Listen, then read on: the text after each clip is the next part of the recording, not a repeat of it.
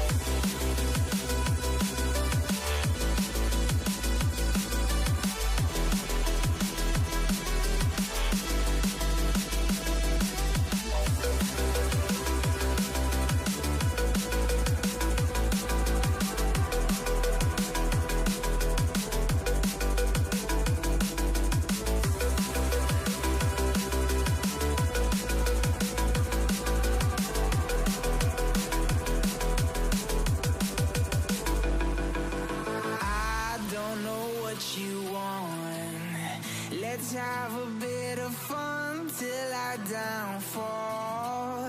My love, if you feel like I do right now, don't say you're on the run to the other side, my love. You say you wanna try.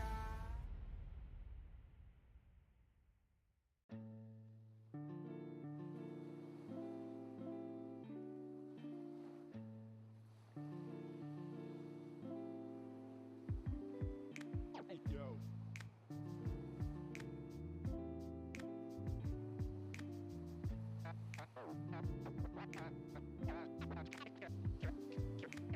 Cash and the ticket is yours. Cash and the ticket is yours. Yo.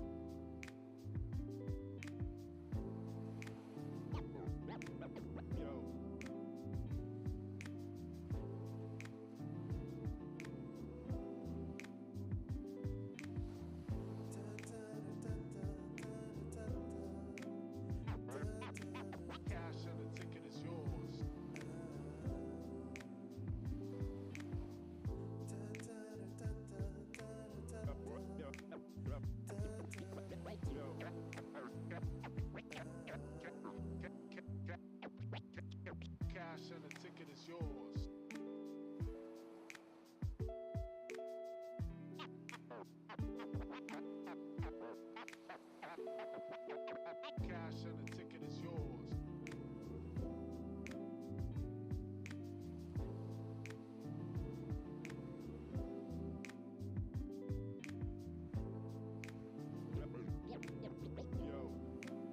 all the way through. It is what it says on the tin, folks. Those main characters you are assuming and that you relate to goats are going to be present. I mean, Diva, Zarya, Lucio, Brig, you're going to be seeing that in every single iteration here. It's just a little bit of flexibility on the outer fringes of those compositions. But again, all within that triple tank, triple support roster that was the defining meta for what felt like 10 years of time, but it was probably only just about a year and some change back in Overwatch 1. But on top of that, we're also going to have, of course, some throwback maps here in the game once again.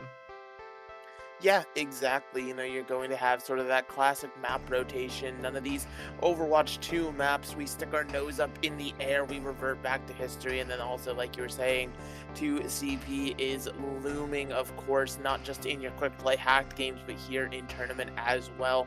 It is reserved to that third map slot, I believe, so, hopefully if we get there, because game threes are fun. It is important to know, obviously, as well, that we are on some first to twos still for this introductory round, so it's not going to be the super long-winded series. So if you're a player and you want to make it the distance in this tournament to make a little bit of prize at the end, you gotta win quickly, because there's not really a lot of time to turn around. No, indeed. Of course, quick is the name of the game, unless, of course, we end up on a multi-round situation on 2CP, as I think all the old heads could remember well. But yeah, looking at what we have here so far today, these two teams, Lasers of Oz and the Retirement Home, both come into this looking pretty solid here. I believe Retirement Home are the only ones who have, of these two teams, a loss so far, but other than that, they are looking very solid here in our winners bracket.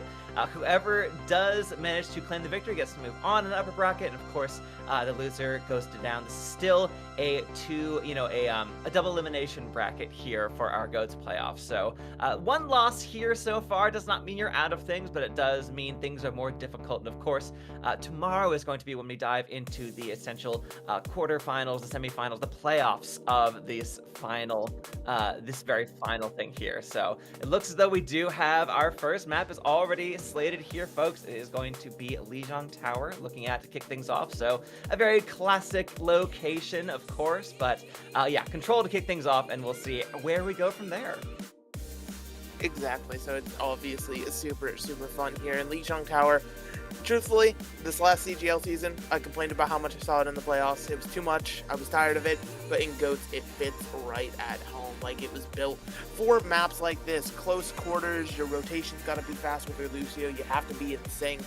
And the other thing about GOATS, especially when you're playing at these higher levels like these players are, it's going to be sort of blink and you miss it fights here. There's going to be little micro things that you have to catch with the naked eye that, open up 0.3 second windows that people have to react in here. So both of these teams being in this upper echelon in the playoffs shows that they can play at that level here. But now it's just a matter of punching it home against another top-seeded team.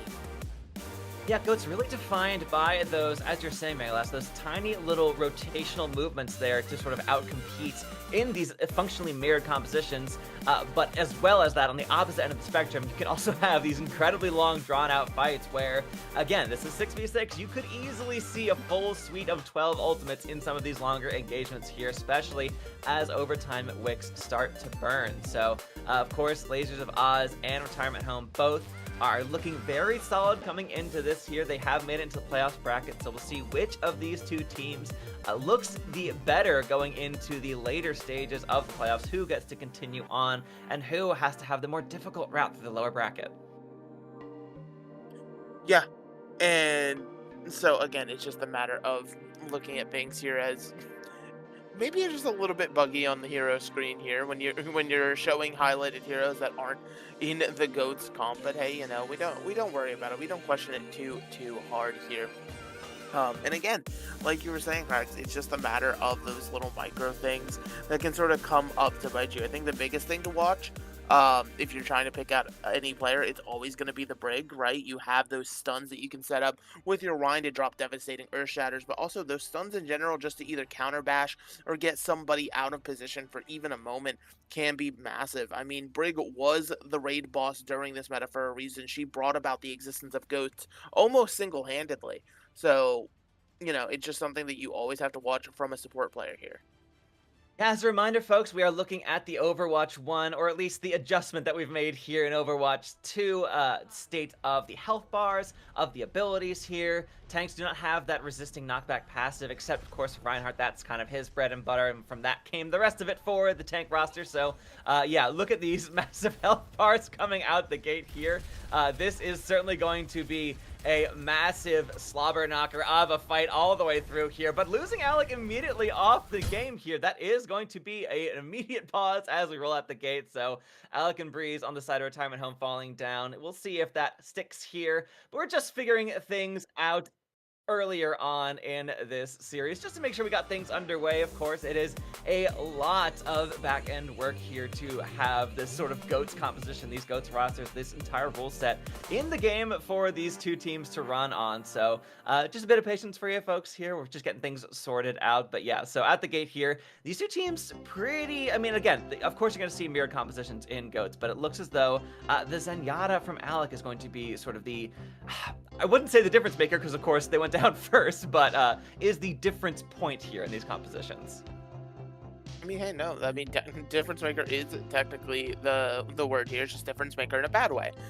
When you go down first like that in the fight here, but it's so interesting to actually sit and like think about realistically, because you know, getting to play in the NA lower yesterday, you know, playing on this patch and stuff like that, realistically, while you know you can change your flex support between the Ana, the Moira, and the Zen, actually getting the chance to play against all three yesterday as well, the Zen just feels so much more potent, just like he did back in GOATs, purely for the existence of the Discord Orb, right? That's, you know, with all the sustained healing that you have between three supports and these three meaty tanks that have enough HP to sort of weather these storms, that Discord Orb is almost a requirement in these fights just to be able to actually take somebody out of it with that extra damage that can be applied to them once the Discord Orb is on them. So being able to focus fire off of that is its own skill itself, because that's not, doesn't just come down to the Zen, that also comes down to the rest of the team, following up on the Zenyatta's call saying who's Discorded and things like that. But from where my money's worth, I will just overall say that the Zen is going to be the best option.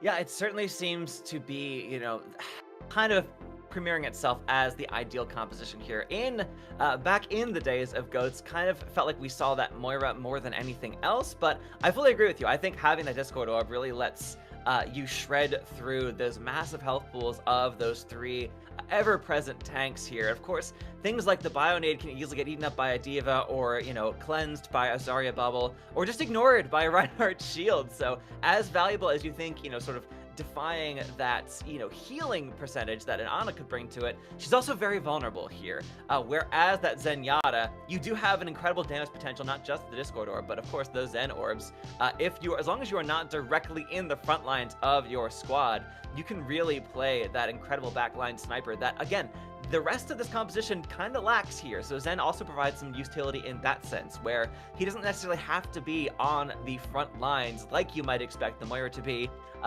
and doesn't have quite as much of the vulnerabilities as Ana has. You know, both of them are quite slow, the Ana and the Zen, but yeah, I fully agree that this Discord Orb is a massive difference maker here. We're seeing both of them roll out here on the Reinhardt as opposed to the Winston, especially on Lijiang Tower. I mean, that has got to be the go-to. Having Zarya and Reinhardt together on any of these submaps of Lijiang Tower, this is just peak Overwatch 1 right here, GOATs or otherwise. Yeah, absolutely. And again, you know, it's one of those things where you have those little subtle swaps and stuff like that. Fun fact, on our staff team, Headrammer won't let me play Winston. I begged and pleaded, but I got told I was in the Reinhardt prison. So, you know, sad, but it is what it is. But we do have a little bit of a whisper in our ears telling us that apparently the pause is due to a player tech issue. So instead of yapping your ears off and destroying our lovely voices when we have so many games to go through, we're going to go ahead and throw it to a quick little break. We'll be back as soon as we can get this sorted out, because of course we want to get into that GOATs action, so don't go anywhere. We'll be right back.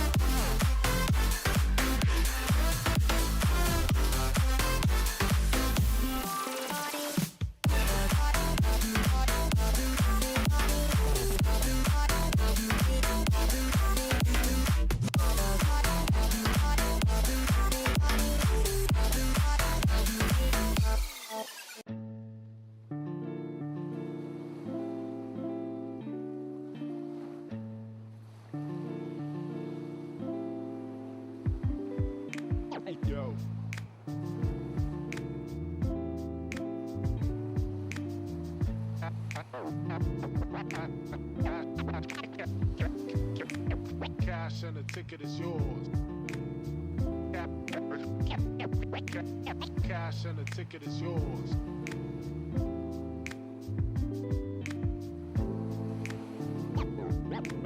Yo.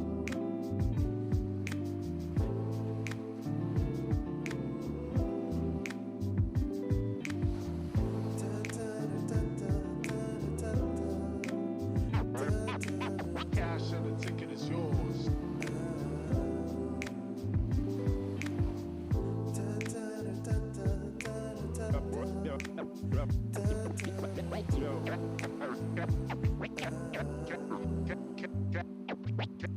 Cash and the ticket is yours.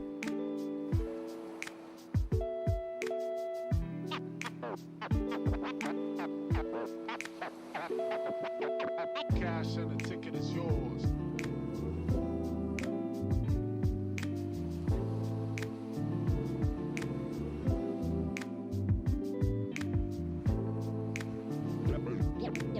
Yo.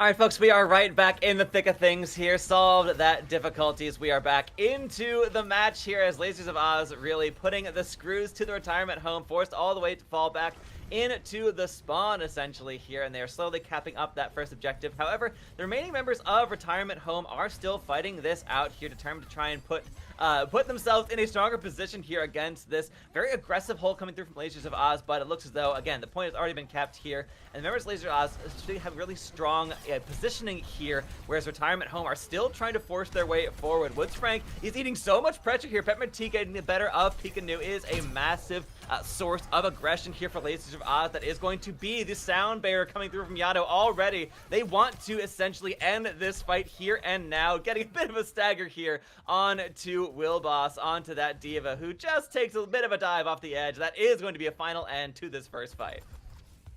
Yeah, I mean, you're going to see plenty of brutal Diva staggers throughout the day. It was sort of the name of the game back in the day, just to delay these fights from happening on top of each other. And as per typical of GOATs, you have tons of ultimates for both squads coming into this next fight here. I'm interested to see what retirement home ends up trying to invest, just being able to get in here as they're trying to make their approach on a bit of a rotation. Yeah, Giraffle has this rally ready to go here, but of course Peppermint Tea already used that one coming through from the opposing Brig. Breeze does get taken down early on here, so without their, their Reinhardt, their main tank to rally around, that is going to be, again, in the rally rolling here from Giraffle, but gets taken down either way here as Retirement Home finally are finding some aggression, or rather, no, the Lasers of Oz are the ones, yeah, a bit of adjustment there in terms of the kill feed, but yes, still holding strong here on the defense. Retirement Home kind of flailing at this point. Shout out to Overwatch. We still have a broken kill feed. Shout out to the Bullskunk tweet calling out Overwatch. But that's then, this is now, and already we're in.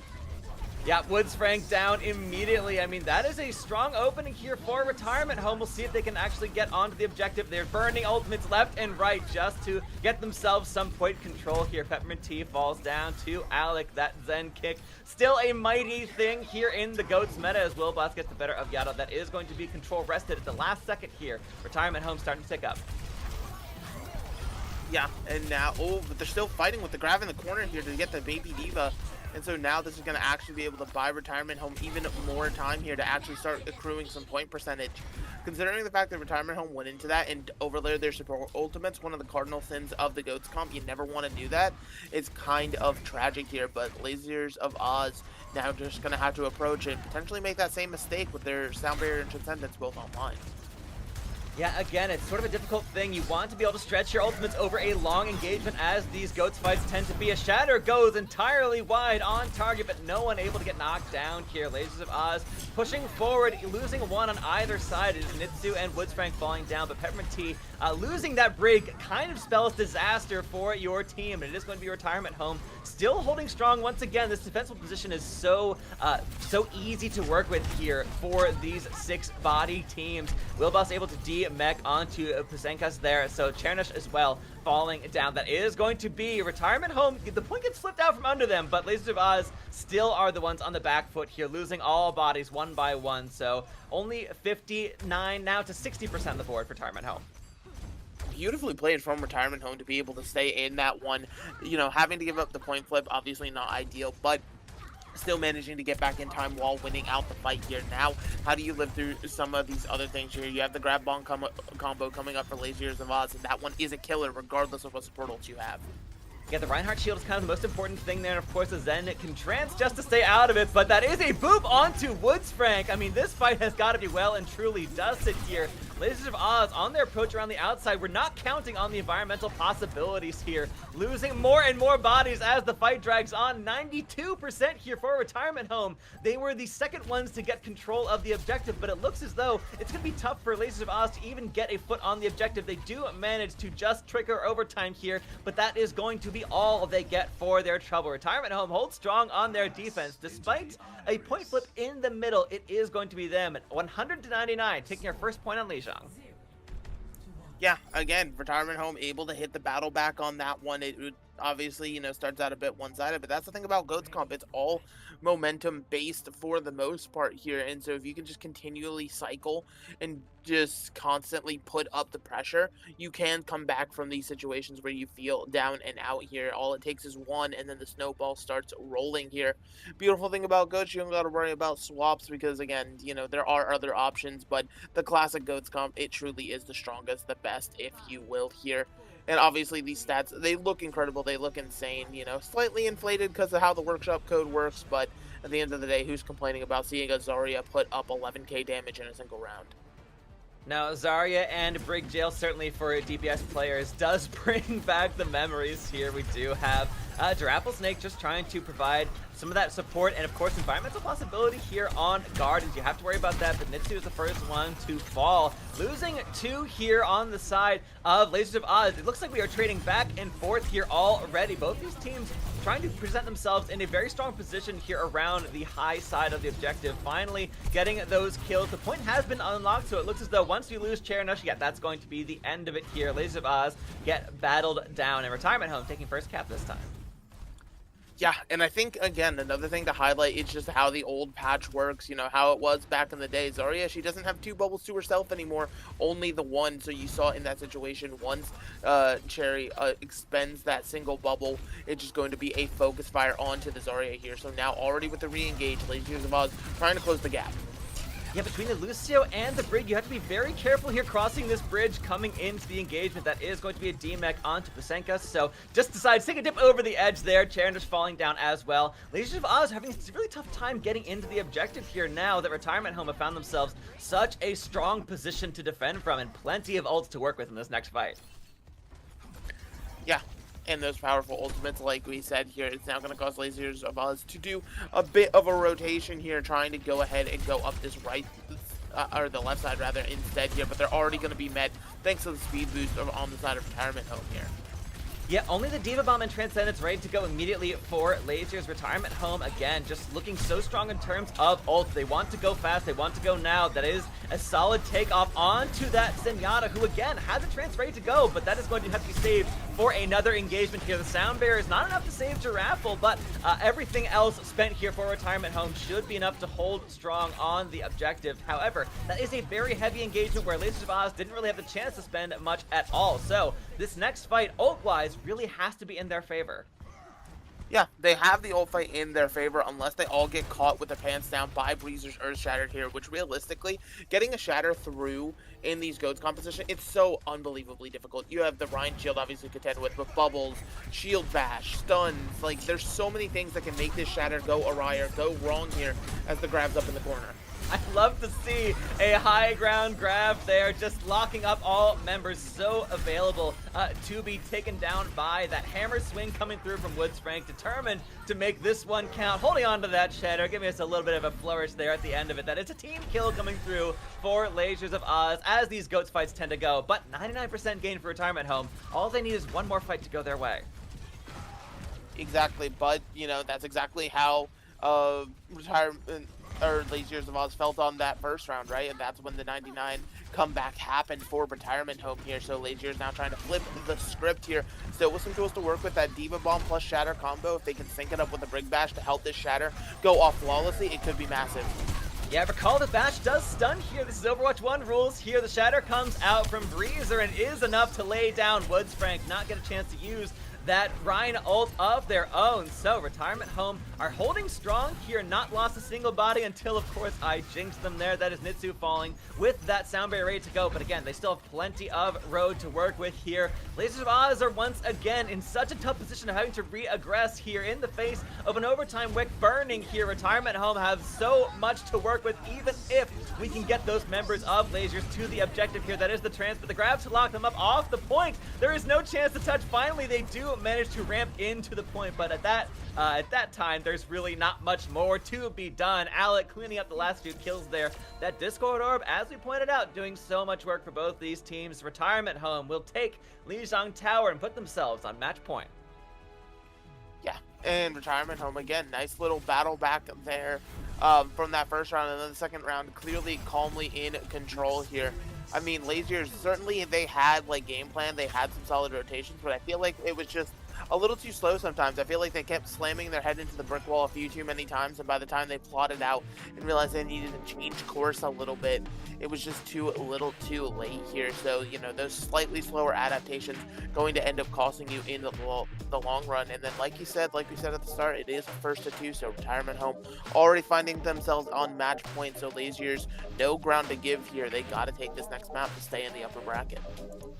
Yeah, I fully agree that it was the sort of slowness to adapt there. We saw them try to come over the bridge on Gardens so many times, you know, that just really kind of went nowhere. That first fight, losing it in that way, that's kind of the only chance you get to really battle on even ground. And there was just so much space control being gained here on the side of the Retirement Home. They really felt like they had that defensive hold. Once they were in control, they really didn't let go on both of these sub points here. And we didn't even get to go to Control Center, which is really the one that favors these GOATs comps more than anything else here. So yeah, I really want to see that Lasers of Oz can find a chance to adapt more effectively if they find themselves on the back foot.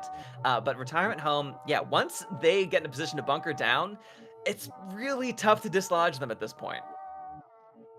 Exactly, and again, being tough to dislodge, that's sort of the whole point of the GOATs composition. It's such a high sustained comp that you really do need some sort of early pickoff. You need something that can go your way here, and sometimes it generally does come down to the ult fights, which it sounds crazy to base everything off of an ultimate, but you know, back in the day, and as you're seeing now on this lovely workshop code we have, you know, the ultimates build quickly enough that truly can be your game plan, to just play purely off of ultimates, because it's the only thing that's going to actually help you break through these hefty HP pools and these hefty support ultimates that both these teams are running around with here. So just again, watching and seeing how these teams react, how many ults they have to invest, and then, you know, what the other team has in the bank after the fact can be the difference maker here in determining how these fights go. Yeah, it really comes down to who's got the most to work with, and as you mentioned, of course, having, for example, certain ultimates can be a bit more valuable than others here. Shatter is really tough to actually get value from here in these compositions, whether it is the shield, the bubble, or of course just being up in the air as that Lucio can often be, being far back as the Zen, and of course the shield as well for the Brig here, who does have that stun capability there.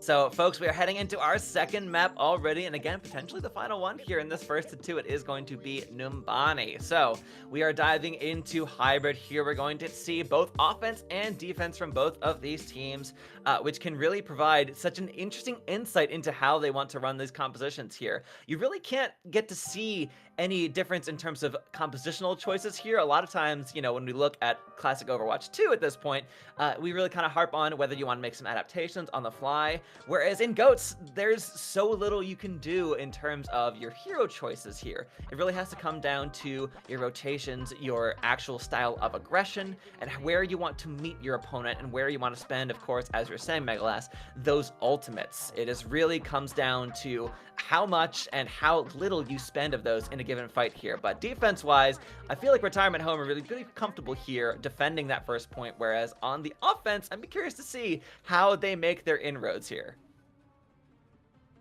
Yeah, I mean, it certainly is going to be interesting with how it plans out. Numbani, certainly not the choice. When you think of GOATs, you definitely think of maps like King's Row here. So just going to Numbani in and of itself can catch teams off guard, especially if you practice it a little bit and you think it out in terms of fundamentally how you want to hold. Because realistically, it is a very difficult map for the GOATS composition, right? You sort of have to be on point with your rotations for the defense, especially here on first point, with how hard it is to get most of the heroes in this comp back up to the high ground. I mean, 4 out of 6 lacking the mobility to get there in a fast or meaningful way.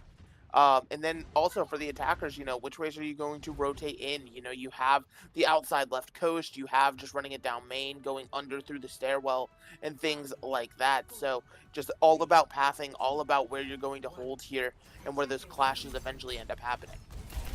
Folks, you will notice, of course, this is the Overwatch 2 version of Numban. This is one of the most fun things about these GOATS tournaments here, is you get to see these compositions on a slightly different look here for the maps in question. So that is already, as you can tell, just as they truck themselves over the objective. Oh, they're getting found out early here. Alex being spotted out in this small room on the side.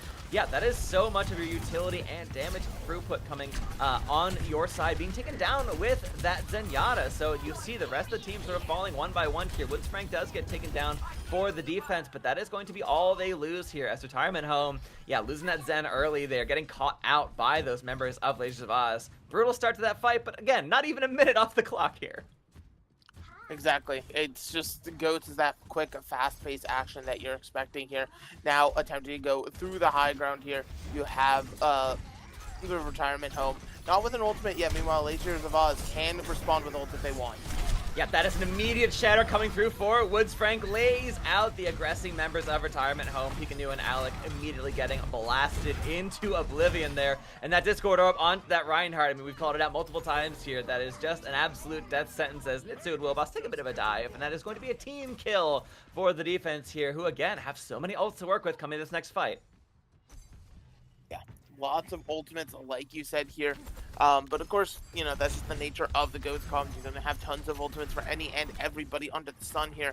Going instead all the way coast this time, not trying to go up through that high ground here, but they are going to be met by a bit of poke damage, and now Lasers of Oz get to set the tempo and come down whenever they want.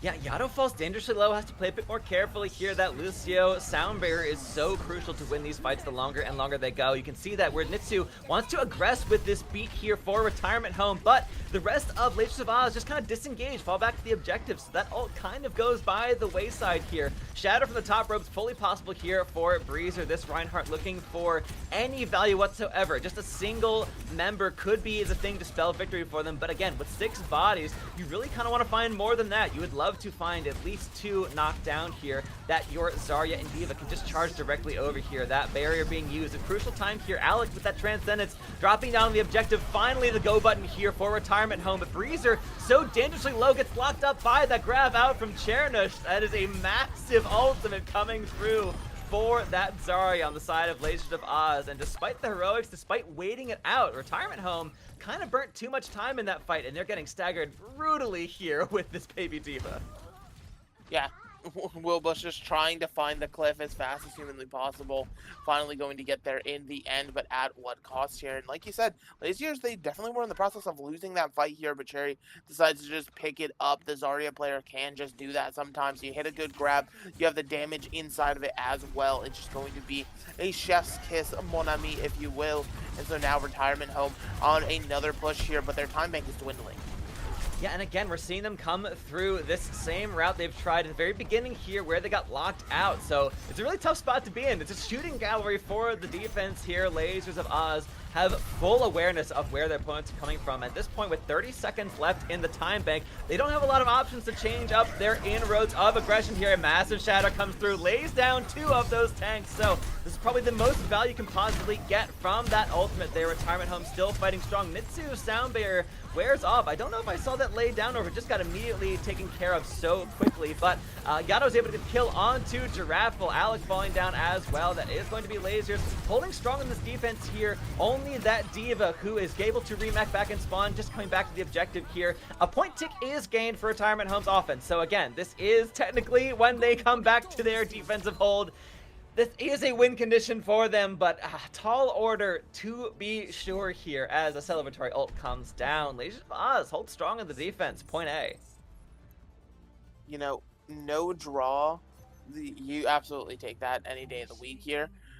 With that 35.5%, because if you're retirement home, it probably means you're going to map 3 realistically. But Lasers of Oz, I'm really impressed being able to sort of turn it around with how they played in this map.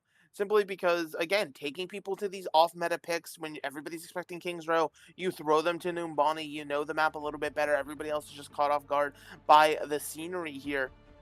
And so it can sort of be that change of pace that you absolutely need to sort of get momentum back in the series. Retirement Home now has a chance to try to put up an equally strong defense here. Obviously, it is possible, as we just saw from Lasers of Oz, but not being able to give a single tick, that's such immense pressure that, you know, all Lasers of Oz realistically have to do is just build ults and then apply as much point pressure as possible, and then eventually Retirement Home should just crack under it. Yeah, this is where Retirement Home found themselves most comfortable, at least in terms of Lijiang Tower. When they were defending an objective, that was really kind of where they looked to be at their peak potential. So we'll see if this sort of is a switch flipped for them here, and they just feel a lot better about holding an objective as opposed to aggressing upon it. But Lasers of Oz, as you point out, Mega, they have just an easy win condition for them if they can only build just enough ultimates here. But of course, ultimates are very much in great supply for this GOATs meta coming through. So already opting for a different route here. We didn't really see a high ground rotation except for once from the offense of Retirement Home here. Now on the aggression for Lasers of Oz, immediately blasting down onto Breezer and Giraffle. I mean, that's got to kind of be the end of things here. You can do your very best to hold down the remainder of this high ground, but there's not much to do once you lose both of those shields so quickly here, and it's just this first tick is all they need to gain the victory, and blink and you miss it, folks. 36 seconds is all it took for the aggression of Lasers of Oz. We're going to a map 3. Yep, map 3 to decide it all here. Lasers of Oz, again, being able to reset the tempo in a pretty massive way here.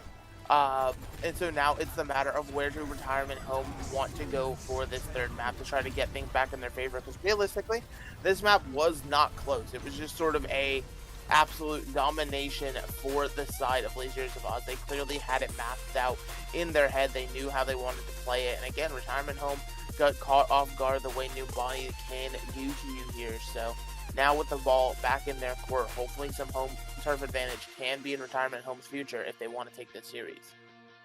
Yeah, fully agree. Numbani is just not one of those GOATs maps that come to mind, especially for the hybrid style, which is really not the favorite, I would say. You really want to fight over an objective that is either locked down, of course, like the assault maps that we could easily see coming through here, or the escort maps where essentially you're pushing that payload the entire time here. But Lasers of Oz really proving themselves capable of rallying together, not just with the ultimate, but of course in a more general sense here, despite going down in a pretty commanding fashion there. I mean, it was pretty close on Night Market, at the very least, on Lijiang Tower, but Gardens was all Retirement Home's map to lose at that point here. But Numbani just cracked wide open here for Lasers of Oz. Really solid show coming through for them, and really didn't see much in the way of adjustments here for Retirement Home.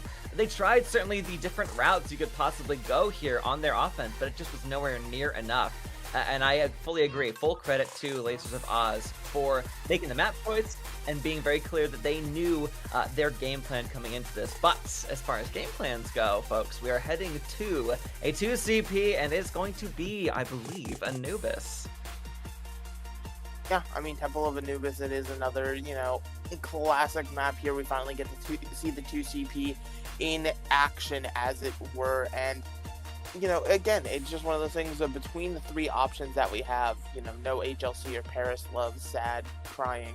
But, Temple of Anubis, it's, solid and reliable for a reason. Teams know what to expect on it. That point A has quite a few openings, a few rotations you can take, but then point B being the monster that it is, as, the legends foretold here. So it's going to be very interesting to see how these teams match up going into it. Yeah, honestly, controversial take. I love Temple of Anubis. It is my favorite 2CP map, a style of map that I honestly really enjoyed, of course. But yeah, getting to see it here in 6v6 for Overwatch 2 GOATs is just honestly very enjoyable to get a chance to experience these two teams. There is not that sort of style of play where you can get where like the bunkering compositions that you might get to see where the sim could set up the turrets or the Torb could set up the turret, anything like that on point B. It is just the GOATs here all the way through the series, all the way through the tournament. So these teams are going to be fighting in these aggressive plays here. Even when you're defending, you are still going fast. You're trying to go first to able to put your enemy on the back foot there. You really want to force them. You know, honestly, you want to go with the ultimates before they even get a chance to do so here. In a lot of these fights we get to see in Overwatch 2, it's about forcing ultimates where maybe someone didn't need to spend them. In GOATs, you just want to spend yours first. You don't want to spend your entire bank first, but you really want to be the ones to set the tempo, to aggress onto your opposition, whether on offense or defense, and deprive them of the chance to even spend the ults to begin with. Exactly. You think back to the GOATS era, the prolific teams, the ones that, you know, became known for it, obviously, the minds that stick out, the San Francisco Shock, the Vancouver Titans, they were the aggressors. They were willing to go first. Nobody was, you know, playing slow, waiting for a pick or anything like that. They were willing to not just wait for opportunity, but find it, create it, and be the playmakers. And that's exactly the sort of energy you need to bring to this old school style of composition here. As we're seeing, I think Lucio's got the zoomies. We're seeing, I don't know what we're seeing, but we're certainly seeing something there. All right, so Nitsu finally managed to get unstuck from the spawn doors. It is such a refreshing sight to see. Point here on Temple of Anubis, rotating around to the side here. Don't want to face all that damage coming through immediately, but of course that does mean that your defensive team knows exactly where you're going to be coming from here. There's not a ton of avenues of aggression, and so much damage being put through. A stun comes through onto Breezer and Girapple again. Getting that Brig and that Reinhardt early on in these fights is just so crucial for success here. Both Ryan's actually down already as we kick things off here, so you do have the rest of the offense here on the side of the retirement home, just trying to find a way through this door here, trying to burst down any unfortunate members. Pasenkas comes through here. That Diva very much out of position, so that was a bit of unnecessary aggression coming through, kind of going back on what we're hoping to see from these teams here. That aggression kind of biting them in the rear, as it were. Giraffe getting the better of the opposite in Peppermint Tea there, so that is going to be Retirement Home, and we're still batting this out 1-1 here. Retirement Home looking to be the stronger as this fight drags on and on. That is a kill coming through onto the Zen, and everyone else falling by the wayside. And that, again, we're only spending that Transcendence. They have plenty to work with in this next fight. Yeah, and again, you know, 2CP, it feels a little bit terrifying because you're about to see a massive time bank, but defenders have such advantage on second point that, you know, you certainly can see this time bank whittled down tremendously by the old bank that both these squads are going to be coming up with. Obviously, like you said, Retirement Home is going to have a bit of a heftier one here, so you know, if they operate first here and don't get caught in the rotation, then they certainly can try to come out and punch with an advantage, just try to take a quick cap and a quick win. Yeah, these losers have to be very careful, of course, with that Brig stun and everything else available to your opposition here. Losing that sound barrier is more of a possibility than ever here. Retirement Home have already lost Breezer, so again, without that Reinhardt, that is such a useful shield to wander behind as you're getting yourself onto the objective here. So all of the ults available to them don't mean much when you've got the aggression, the go-first nature that the defense is able to work with here. And Leisure of Oz put themselves in a really solid position here on the defense. Yeah, that time bank doesn't mean a whole lot when you've got these choke points to work with. Exactly. So now, Leisure of Oz, having just invested the Shatter, has everything else to work with. Retirement Home, kind of a similar situation, just missing that rally right now and building up to that Shatter ever closer here. So question is, which choke point do you end up going through? Now it seems like it's going to be a rotation up the right side, but it's going to be caught and it's going to be ready by Cherry, who's just sitting above.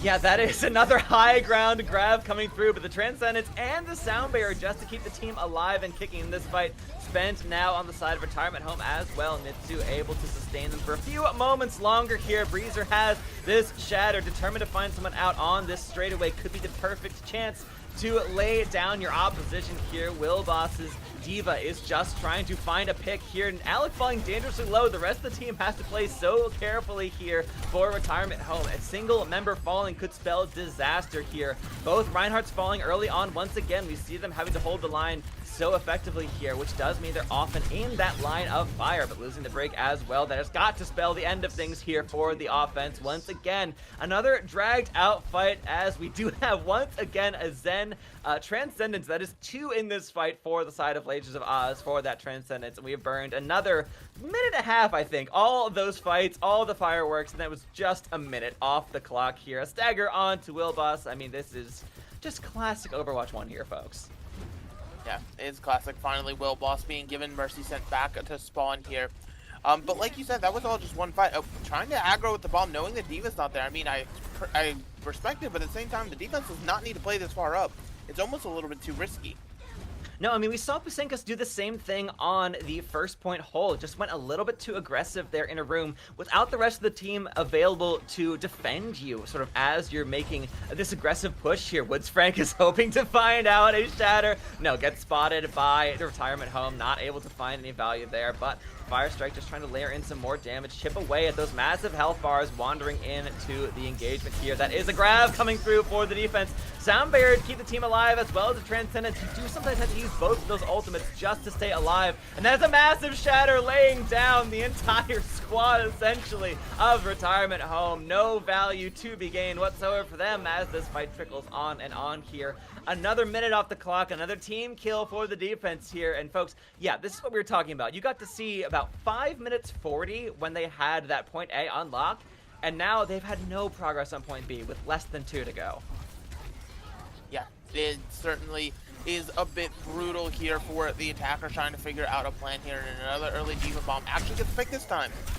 No, Pusenka's finding some value there if you don't have those bubbles to work with. Again, the Zarya, as you mentioned earlier, can only bubble herself once. That cooldown is not shared here in this particular patch, in this mode. So this is perhaps the best chance for Retirement Home to make some progress on the objective. You can see them powering forward. You have to cower a little bit in the corner here as the rest of Lasers of Oz are waiting to come back from the spawn doors, which of course is just right there. So this is perhaps the best chance for them to get it, but they can't touch the objective. Oh, words fail me as their feet fail them. Lasers of Oz get laid out as they try and make their re-aggression on the defense. The Earth Shatter honestly was just icing on the cake. That was well and truly done by incredible, crowd control, excellent holding of that door for the offense here. Retirement Home, one fight was all they needed. Yeah, and that's always the terrifying part, is it truly is just that one fight, that single sort of weakness of the defense. You find the crack in the armor one time, and then you just get, 3 people onto an objective. You saw how fast it was ticking up there. You just could not get anybody out in time, thanks to all the CC, the boops, the stuns, the, pushing people back with boosters, any and everything under the sun there. So Retirement Home gets it done, has a little bit of time in the bank to their name as well here. So Lasers of Oz, if they want this series in their hands, they now know they have to at least finish the map once to send us into some overtime rounds here. Realistically, could a draw be possible? Yes. Let's not draw teams. Let's just agree to that. Let's like a handshake possibly. That'd be cool. I don't know. I'm just saying words. Teehee. Yeah, this is certainly from the era where we would see multiple overtime rounds from these compositions, from these GOATs teams. I've seen in my time a good, 8 rounds run on Volskaya Industries. It's not what we want to see here today. Would love to get to our next match here. Further things, travel on. A different rotation here, a low ground to the right side here for Lasers of Oz's offense. You don't see this one terribly often here, but yeah, we're trying to see Retirement Home's defense are chasing their opposition here. They were not expecting this rotation. It's kind of not the standard, but losing Breezer early as well as Giraffle, yeah, these are the 2 most vulnerable members on that front line, and so valuable they can easily be here. So yeah, Lasers of Oz, I mean, just like on Numbani, it feels like here, Mega, they made the suboptimal choice, the unexpected choice, and it's kind of won them everything. I mean, it certainly helps when the enemy team gives up any and all positioning to try to chase you like you're some sort of pest that they have to catch in their house. Bit of a interesting play from Retirement Home, but now going to be going into point B here. Again, nobody's been able to really build up to anything because that fight was so quick, but you know, you're looking to how they want to engage here, especially with the sound barrier. Yeah, sound barrier here from Yato does get laid down, but it's not enough to save that Reinhardt. Woodsfrank falls early on here, so Retirement Home have a chance. Losing Alec is pretty tough, especially with Breezer also falling prey to Lasers of Oz. This might be a very quick take on point B. And yeah, it looks as though they're just blasting down every single member who wanders forward here from Retirement Home. With 5 bodies in the objective, there's just the last hold, the last dregs trickling onto the point here for Retirement Home. But that defense is nowhere in sight. Again, those boobs coming through that same route they were able to exploit on their offense here. Blink and you miss it is kind of the name of the game here for this offense. That is a gain of 1:26. That is 5 minutes and 26 seconds left in the bank here for the offense of Lasers of Oz. It's extra innings time. Retirement Home have what is functionally a quarter of the time available to them that their opposition does.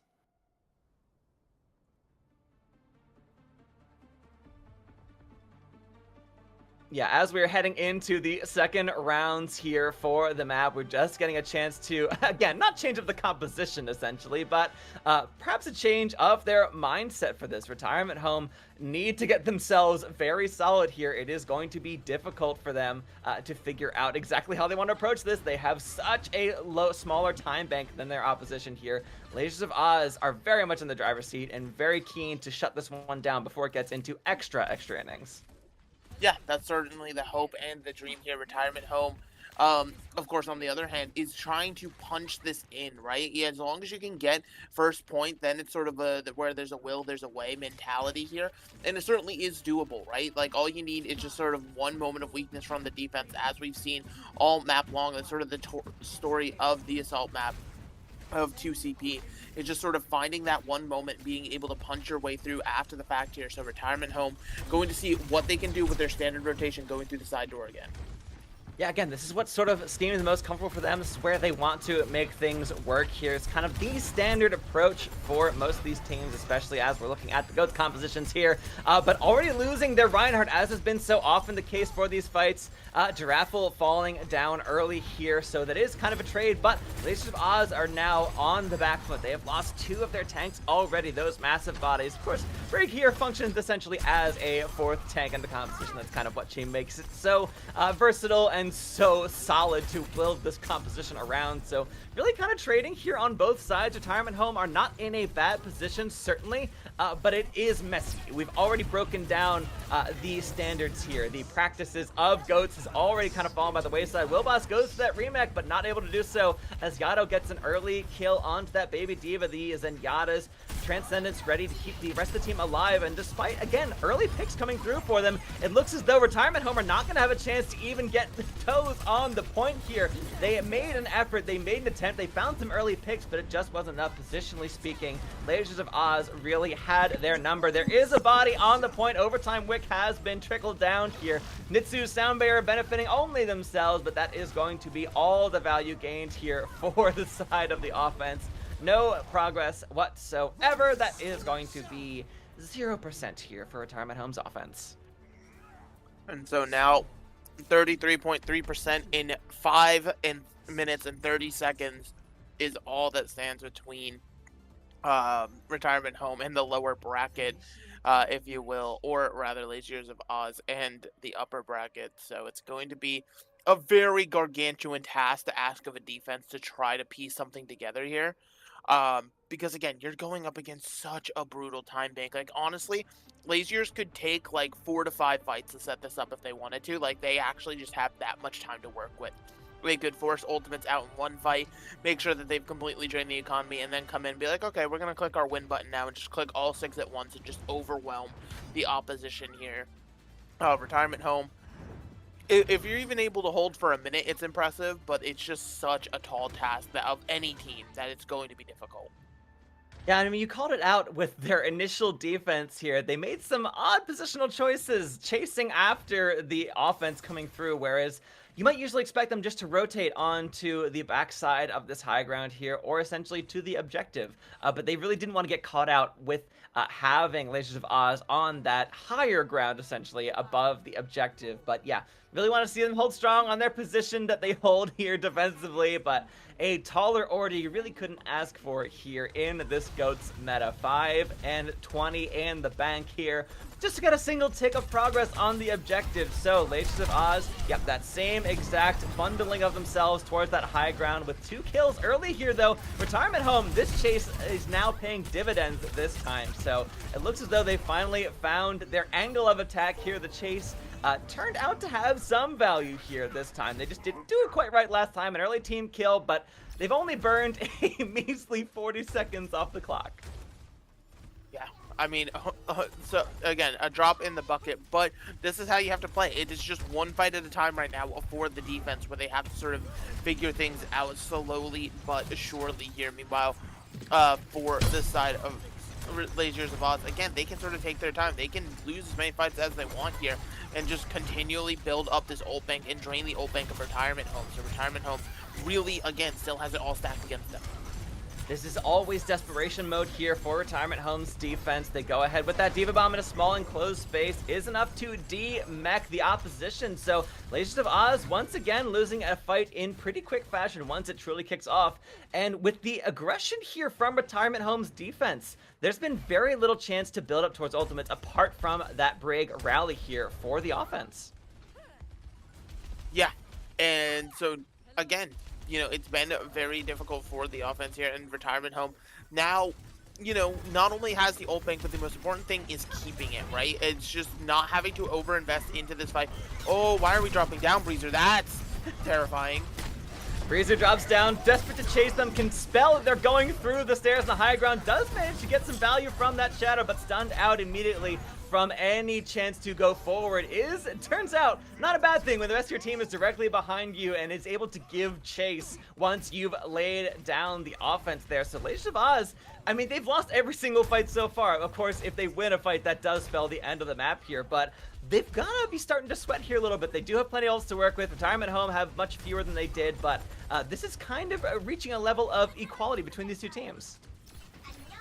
Yeah, you could absolutely say that again here. It's so, you know, unbelievably close here. Retirement Home, you know, they have the sustain, they have the ability to support ult, and honestly, the fact that they didn't get punished for that last maneuver is kind of crazy here, but now with the engage coming through, Lasers of Oz have entire 5 stack of ultimates to work with here. That is all but the Diva Bomb being spent on this high ground here. All you have to do is get 2 solid kills to your name, taking out Giraffe, who, again, the Brig is such a linchpin of this roster, of this composition here, that has got to be max value gained here for the offense. They have still lost a couple bodies, but it turns out when the objective is a little bit uncontested there, the defense stepped off for a few moments too long, or rather didn't step on it to begin with here. 33% is not much at all. That is going to be the massive time bank of Lasers of Oz paying dividends for them. They will take the map and take the series.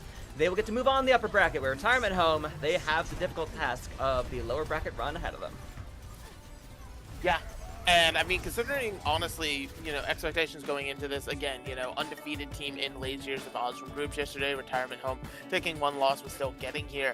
I mean, that match was incredibly back and forth, incredibly close at points as well here. So Retirement Home certainly going to be an eye to watch, or somebody you want to watch, rather, keep your eye on in that lower bracket. But Lasers of Oz staying alive, the upper bracket looming now, and it's honestly, again, just 1 step closer for them to that ultimate path to victory. Yeah, honestly, looking very solid, but not undefeatable. Certainly not immortal. They have had their moments of weakness there. They didn't capitalize on all of the chances they possibly could have, but it turns out they had just enough to work with to get a victory out in the end here. 2-1 in these first 2 matches here. Does mean that there's room for improvement, or rather that GOATs is just one of those metas, one of those compositions where if the wind blows a slightly different direction, you get a hurricane over the objective where you expected a gentle breeze. So, well played here from both these teams. Certainly neither of them out of the tournament yet at this point here, but Lasers of Oz have the simpler task of continuing through the upper bracket, whereas the more daunting run is falling in the hands of the retirement home here. So we'll see exactly how they fare down there. But again, we saw some excellent moments from them. And of course, they took an entire map under their belts here. They made some strong adjustments here. Lijiang Tower really was their map all the way through. So yeah, I honestly feel pretty good about both these teams falling forward here in this tournament. Yeah, absolutely what you love to see, but the magical voice in our head has decreed that, you know, the next match we're going to be covering, it's crazy because he definitely said team names, but my brain just blanked. Southwest and Laser, those are the two teams we'll have on stream next, but we're not Magic. We got to take time to set up that lobby, get it all pretty for the broadcast for y'all. So we're going to throw into a quick little break, but on the other side of it, me and Rags will still be here covering all the CGL EU GOATs action. So don't go anywhere. We'll be right back.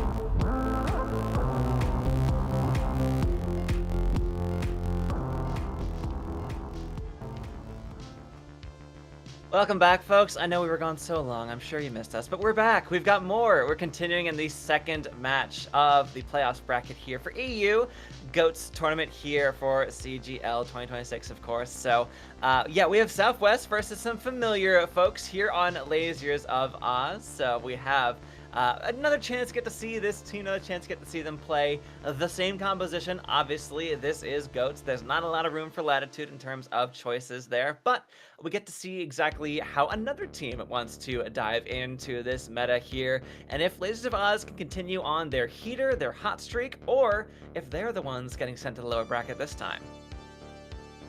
Yeah, exactly. That's sort of what happens when you've got two teams now sitting in the upper bracket doing their own thing here. And again, you know, you want to stay in the upper bracket, having that extra life heading into winter finals, and just, you know, overall making your life that much easier is exactly the path you want to take here in lower bracket. Looming, you still have so many matches after that. But again, you see it from the bracket scene, both these teams definitely had to do a little bit of slogging back and forth to get here. And since we're still on that first to two, you know, it is going to be very quick turnarounds in these series where teams do not have a lot of time to recover. So as we're heading into map number one, that's another thing to keep in mind, which team can carry that momentum forward. GOATs is certainly a composition that is about synergy, that is about cohesion, at least in terms of your comp, more perhaps than any other of these more defined metas that we got to see in Overwatch 1 here. So if you start to get sloppy, if you start to get a little bit tired and start losing that focus, that momentum, that can easily be an exploitable breach there for your opposition. So yeah, I fully agree, Megalast. This is kind of a test of endurance here for these teams here further and further through, especially this upper bracket here. They're only going to be facing the stronger and stronger teams as they go. But for our maps here, so where we kick things off is going to be on Nepal here.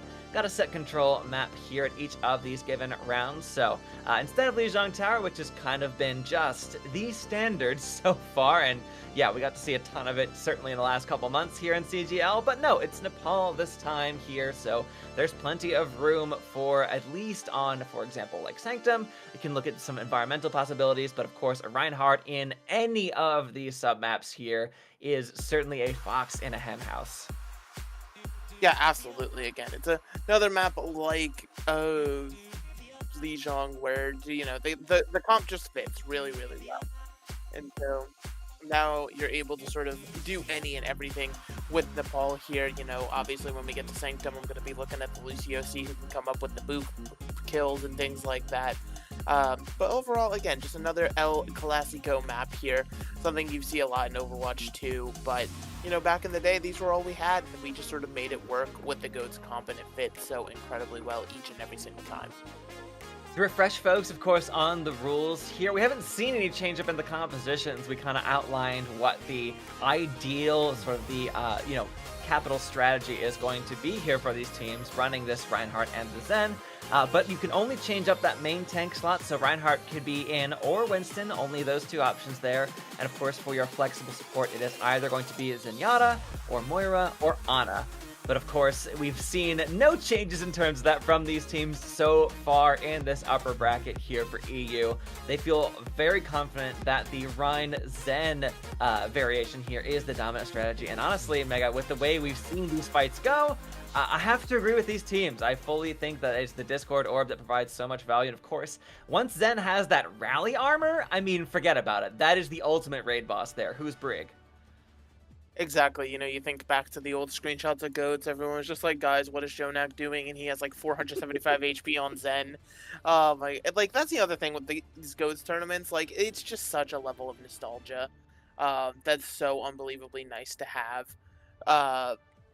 Because again, these are comps that, while they were certainly pains in the butts in their time, it's, just again, that little bit of nostalgia, that little bit of throwback to, maybe simpler times here. So as both teams run out the standard GOATs comp, no fancy footwork or anything like that, we're going to have to see how they match up against each other.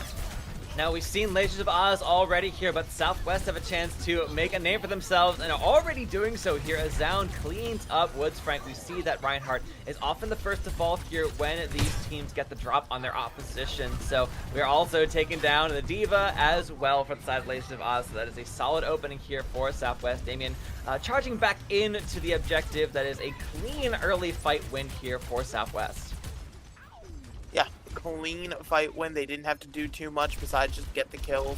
And again, very standard fight where both teams walked up main. Nobody's doing some fancy rotation or anything like that. Now you're seeing the rotation come through onto this statue side here. And we'll have to see who's going to get caught out by it. The Brig's actually stuck in the corner. Yeah, if Luca can stay alive here enough to build this Transcendence, you could easily heal up Ivoxy there, but that is certainly something you have to be very conscious of. That Brig, the raid boss, is so valuable in these compositions here. That stun, and of course the rally building of that armor is massive. Talk about massive, that is an Earthshatter coming through. Damien lays out the members of Lasers of Oz, feeling perhaps a bit more forced laziness to their name at this point. Spending nothing essentially in that fight. Didn't get a chance to, as Southwest go hard, go fast, go first, and that's exactly what we need to see from these GOATs teams. Yeah, exactly. Again, we talked about it in that first series, but tempo is the name of the game here. Whoever's going to be able to go faster, as long as, they're not feeding while doing it, can generally get away with a whole heck of a lot more as we're already into the next fight. Peppermint gets stunned out for just a moment there. The Diva Bomb ready to go from Rafa, looking for a chance to find someone out here outside of that Rhine shield, outside of a Transcendence here, as Luca is just keeping the team alive and kicking with so much of that rally over health, not just over health, but in this case armor running here for that Zenyatta. But it turns out too little too late. They've already lost both of the most important tanks here for this composition. Zound and Damien falling early in that fight does provide such an opening for Lasers of Oz to clean things up here, spending only very little to win that one out there. 84% is all that Southwest are going to gain for this initial prep. Yeah, I mean, that is still, it is still quite a bit. You're in that one fight territory if you can get control back on the point here, but now you're pushing into these grab combos for both teams here. You're going to have to see who can actually get it, see if either Diva can come away with an eat maybe, or just land a bomb flat out. Yeah, finding Zound out early, that has got to spell the death knell here for Southwest offense. And yeah, as long as they don't spend anything further in this fight, Rafa getting staggered out. This is the fate of a Diva in Overwatch 1 here, folks, especially in the GOAT compositions. When you just have so many tanks, there's no real chance for her to get back into mech. If she goes for it, she's going to get blasted down here. So that is more time burned off the clock and more percentage gain for Lasers. Yeah, and so now just pushing even further forward might have actually just been too far into their own spawn, but I mean, hey, Southwest now forced to full reset yet again here as Lasers certainly putting up exactly what they need to here, and still with more tools in the bank to work with. Now, I think they have a sneaking suspicion that Woods Frank is here, and that is the case, so now the question is, can the Reinhardt get out safely? Yeah, just manages to do so, gets back into the rest of the team here. Diva Bomb ready to go for Rafa, laid onto the objective. That could certainly be something to very much open things up here for Southwest. Doesn't manage to get any kills for it, but forces positioning at the very least. So with that grab, with the Diva Bomb, and now the rally burned all the way through, Southwest are determined to get some value from all of these ults spent here, but so far no one has fallen. This is kind of the way of these GOATs comps here. Zombie in its own way. No one dies until they all start dying here, dropping like flies as Woodsfrank and Peppermint Tea both get blasted down, but Southwest are only barely alive themselves with that sound barrier though from Nozarino. That should be just the thing to sustain them further and further into this fight. 99% here gained for Lasers of Oz, but that's all they're going to get here for this fight at least. Gonna have one last chance to aggress. One last chance indeed here, but they have to try to make something happen with this one last chance. And, you know, you're already seeing Yato having to go in to get the touch, and that means that Lucio's going to be staggered out exactly like you see. Yeah, just immediately blasted down. That whip shot can be such a sniping tool here. Whether or not it takes you down, it certainly boops you back. And speaking of boops, the CC is just enough to keep Lasers from getting toes back on the point. That is going to be a 100-99 here, won out by Southwest. But again, we saw them take such a strong control of this initial point, but 99% gained on the opposite side for Lasers. These fights swing so hard in GOATs. Exactly, right? It's one of those things of, you know, you could win 3 fights in a row. All of a sudden, all it takes is one pick, and all of a sudden the momentum is completely shifted on the other side here. Or it can be a pendulum swing, just going back and forth, blow for blow, tick for tack in these engagements here.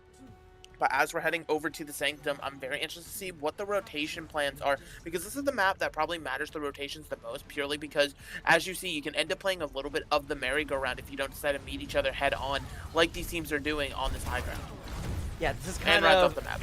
Very much. There you go. Oh, just manages to. I'm not really sure where they ended up here. D.Va went over to the objective, but it looks as though, apart from losing them now, everyone stayed alive for a few moments longer than perhaps was expected. But yeah, losing 2 of their supports there, certainly the more mobile of the 2, does kind of spell doom for Southwest's initial push here. As Lasers of Oz find themselves in the driver's seat, honestly, I'm getting flashbacks of Lijiang Tower last series. This is kind of exactly how things went for them in terms of their control maps previously. Yeah, true. And so now you're trying to see these teams finally being able to actually execute and get the kill here, but with more and more even being invested, it's a question of what has to be thrown in before the fight's officially won. Yeah, Transcendence here built up quickly here for Luco, able to keep most of Southwest alive, but unfortunately 2 of the frontline members falling early on here despite being healed up, getting found out, and this is such a Lucio's paradise. You called it out before we dove into the map here, but yeah, Yato, of course, finding tons of boot kills already. Again, apart from Reinhardt, these tanks do not have the knockback resist. They are just as vulnerable as anybody else. Exactly, and it's obviously terrifying, right? It's just one of those things you have to consider in terms of your positioning and things like that. But as these teams are pushing, again, tons of ultimates for both squads here, as per usual. We'll have to see how much has to get invested to get the job done for either squad, though. Rally spent already for Southwest. Still some of that rally armor lingering on their squad here. It is the sound barrier, not able to keep Woodsfrank in the fight here. Early kill onto that Reinhardt. That's kind of exactly what he's there to do. Be a shield, not only with that barrier, but also with the body for the team. As the team kill comes through for Southwest, Lasers of Oz finally find themselves on the back foot and finally have themselves having to re-engage on the point here. Only 7 to gain this time. Yeah, and you know, so that does mean that you're not in that one fight territory just yet for Lasers, so you are going to have to do a little bit more work if you re-secure the point, but it's just a matter of now being met up here. And not being allowed to sort of walk the map freely is very important. So they're deciding to take a very long rotation to be on the backside of point here. But they're just, again, being met already. Yeah, so much armor here on the side of Southwest. Difficult to even blast down the further and further you get into these fights here. Yato falling early, that provides so much pressure released here for Southwest. They really had to worry about those environmental kills coming through. And a Shatter onto Lasers of Oz, laying down half the squad already. And a Shatter in response, though, does take Damien down, losing Nozarino as well. That might be just enough for them to get back on the point. As you mentioned, this is still going to be another chance to re-engage for Southwest here, but a solid bend and then re-snap back into form for Lasers of Oz here. That was a really a solid hold in this fight here. They got laid down, but they were not out by a long shot. Not out by a long shot indeed, as there is, you know, still more pushing to be done here. Southwest, again, has to try to make something happen as the time bank starting to dwindle, but already missing your Lucio. Yeah, that's absolutely devastating. You're hoping to have them build up towards that sound barrier and, of course, get the chance for those environmentals the further this fight goes on. And we're fighting nowhere close to the objective, it has to be mentioned at this point here. We are finally ticking up. Is there going to be a chance? Yes, overtime has been ticked off here. But again, you are down all of your supports at this point. You're just having your Lucio get back into the fight. But that is kind of it here. It is the final moments of this sub-map here on Nepal. And that is all you are going to get the benefit from here for Southwest. Lasers of Oz are the ones to clean up on Sanctum in a rather more convincing scoreline here. 100-56 gained. And so it's just more and more of the same here, where we're just continually going back and forth. Things are going to be decided in the village. Another solid map here. No longer Lucio's Playgrounds. The boob kills are in the rear view mirror unless you decide to play that random coast, which realistically you should never do. But it's going to be very, very interesting here because there's a lot of control that can come from the high ground, but you don't necessarily need it. You can just decide to bunker down on the point and sort of dare the other team to come to you, come to your domain, as it were. So it would be interesting to see where these teams choose to roll out and what they, value in their defensive positioning and what they want to hold. Yeah, and honestly, we've seen kind of the best of both these teams so far here on Nepal. So now the tiebreaker does come through on Village. Reinhardt's Playground is this point in particular here. Environmentals are not as much of a factor, more that you just need to hold strong on your offense, on your front line here. So it is so often that Reinhardt and the Brig, who face the most scrutiny as these fights drag on and on here. Rafa, however, is facing so much pressure here. The Discord Orb on to the opposing D.Va. Pasenkas is forced back here on the side of Lasers of Oz. It falls so low, has to get healed up by that triple body backline here. So first control is gained here for Southwest, but we'll see for how long that holds true as Rafa is demech'd just within reach of that remech of that D.Va bomb that is going to be bubbled just enough to keep Chernish alive, but only for a moment there as the rest of the squad of Southwest is there to provide benefit and support to that Reinhardt. Solid early fight here for Southwest. Absolutely massive fight for them so far here. But obviously still going to need a little bit more because, it's just the start of the round here, but already with the sound barrier engaged, willing to go forward. Yeah, this is going to be the Transcendence out here from both of these sides. Sound barrier out from Yado. Nocerino gets taken down, unfortunately. So the longer this fight goes on, that is certainly going to put it in favor of Lasers here. Southwest getting picked apart one by one. Only 50-some% gained here for their initial push. A team kill here for Lasers, who again still have plenty of ults to work with. They only spent 2 in that fight and already halfway back to them. I mean, ults are honestly just... They're valuable, but their currency is easily spent here in GOATs. Exactly, especially with how you saw Southwest deciding to overlay the Zen and the Lucio ults there. Normally a Cardinal Sin, but just started making it work in their favor by just sort of getting those ultimates out for the side of Lasers, rather. So now it's just going to be being caught by the self-destruct. Yep, that is going to be Pasenkas going up for the self-destruct. No one gets found out for it as the grab locks up members of Lazier. Southwest able to dive forward, taking Woods Frank out, who is usually the first to go down in these fights when Lasers lose out in these engagements here. That is going to be a solid picking apart of the remaining members of the squad here. Losing Chernish and, of course, the Zen is just going to be the rest of this well and truly taken here. Only 37% gained. It feels like Southwest have finally started to get a read on their opposition here. Yeah, they finally started to understand here. So now the question is, are they going to be aware of the Reinhardt hiding in this corner? And it seems like the answer will be yes. They're deciding to path through main instead here. But just because the Reinhardt's there doesn't mean that Shatter is going to be any easier to stop here as Damien's at the door. Oh, it turns just at the wrong time. That shield from Woods Frank not able to benefit anybody. They get laid out, and that combo of the D.Va bomb into the Shatter. I mean, chef's kiss. It is beautiful. It is such a refreshing sight to see after all this time. It's been 84 years, folks, but we get it back here for this GOATS tournament here in 2026. That is going to be Nepal going the way of Southwest. They will go up in the series and put themselves in this first to 2 on match point. Yeah, the D.Va bomb combos, I was missing it a little bit here, but now actually being able to witness it with my own eyes once again, it's like, yes, this is what I remember. This is where we were as a team. This is what we were doing here. Again, very, very solid play here from both of these squads. Laser certainly coming in with the energy here, but Southwest, like you said, after after that second round, it seems like they finally had the download. They were able to understand their opposition and do exactly what was needed to get them, through the rest of that map here. So now with Lasers having control of the hybrid pick, I'm interested to see where we end up going. If it's going to be another new Bonnie pick to try to change things up, or if it's just going to be, more of the same, like we go to the standard Kings Row now. Yeah, we'll see if they feel like they can get the drop on 2 teams in a row with that here. Lasers did go down first map in the previous series here, so this is certainly not unfamiliar territory for them. They're more than capable of battling back from a deficit here, but whether or not Southwest feel that they can sort of handle this adjustment here if they want to go somewhere else.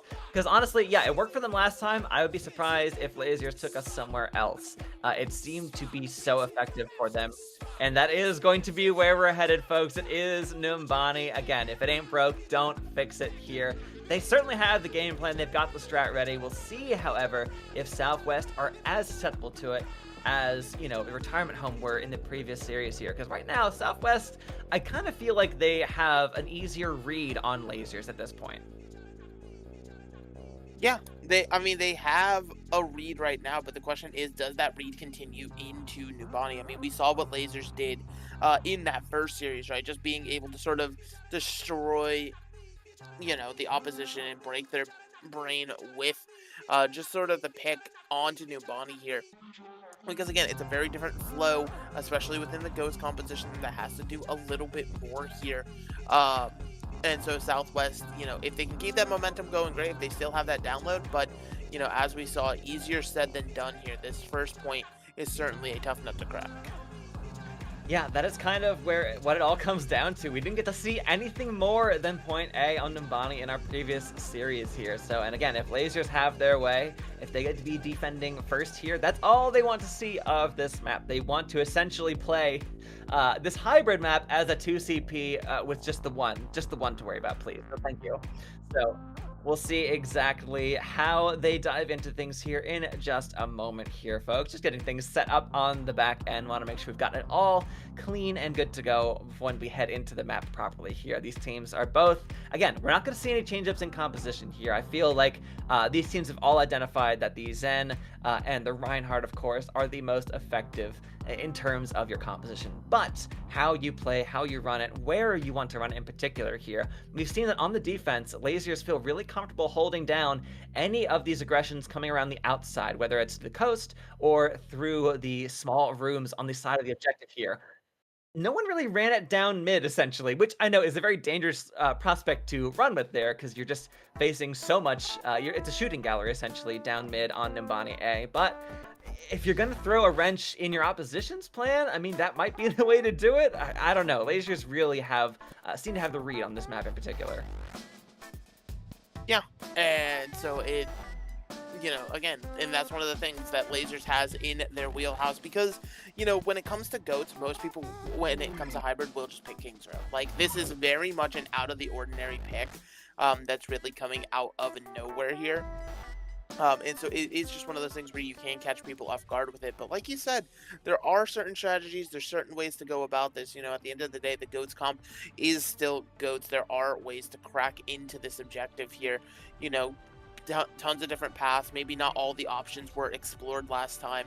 And so maybe we'll see a change of pace here for Southwest. Or Lasers of Oz will do exactly what they did in the last series and get a nice little bounce back. Yeah, time will certainly tell, but not too much of it there. So get a glimpse at our little beetle friend there on the side of the objective. This is going to be a strong showing here and a strong indication of exactly, what level of comfort Southwest have running into this map, certainly, but into a very confident Lasers of Oz. Now, Lasers at this time do have sort of, for them, I think it has to be the downside. They look their strongest when they are defending a point here, but they're on the offense first here, so we'll see if Southwest can hold the door against them, or if they break things wide open and just decide to push this payload. breaking things wide open would certainly be ideal here, but again, it's just sort of a time will tell situation as Lasers is starting on the attack this time, which could be a bit of a difference maker here, having to sort of see if they can break through the defense instead of just being able to hold and then get a tick after the fact here. It's a very different style of gameplay. Yeah, we've seen them favor this high ground rotation in both the previous series and in this one here so far. So right now, Southwest doing a solid job of holding down this door, but the second there is an opening, as Chernish provides, that is going to be the go button here for Lasers. They do lose Peppermint Tea and much more in the bargain here. We are kind of trading back and forth, but it is Southwest who seem to be holding more effectively here. This high ground position from Rafa is just enough to blast down. No stagger kill onto Pazenkas. That is just clinical effectiveness here from Southwest defense. I was going to say, you might actually have wanted that stagger kill kind of desperately. You know, the changes to Numbani, since we're on Overwatch 2 Numbani, we can't revert the map. You know, that Diva's going to be back incredibly quickly, and now the Zarya might get caught out. Zaun on very low. Yeah, Zaun and Damien already on the low ground starting this fight off here, so you have to spend this Transcendence here just to keep people alive in this high ground fight, but waiting things out, Lasers spend one of their own. Woodsprite getting an early kill though onto Nozarino, losing your Lucio, but a Diva Bomb into the Shatter once again. Rafa and Damien have this down to a science. We've seen it on 2 maps so far, and honestly, if we get to a third, I expect we'll see it there. This is the stagger we've been wanting to see out onto that baby Diva. That is a massive distance gained here. The charge, that is so much time burned off the clock here. Southwest really coming alive on this defense. Yeah, coming alive indeed now, potentially being a little bit overzealous.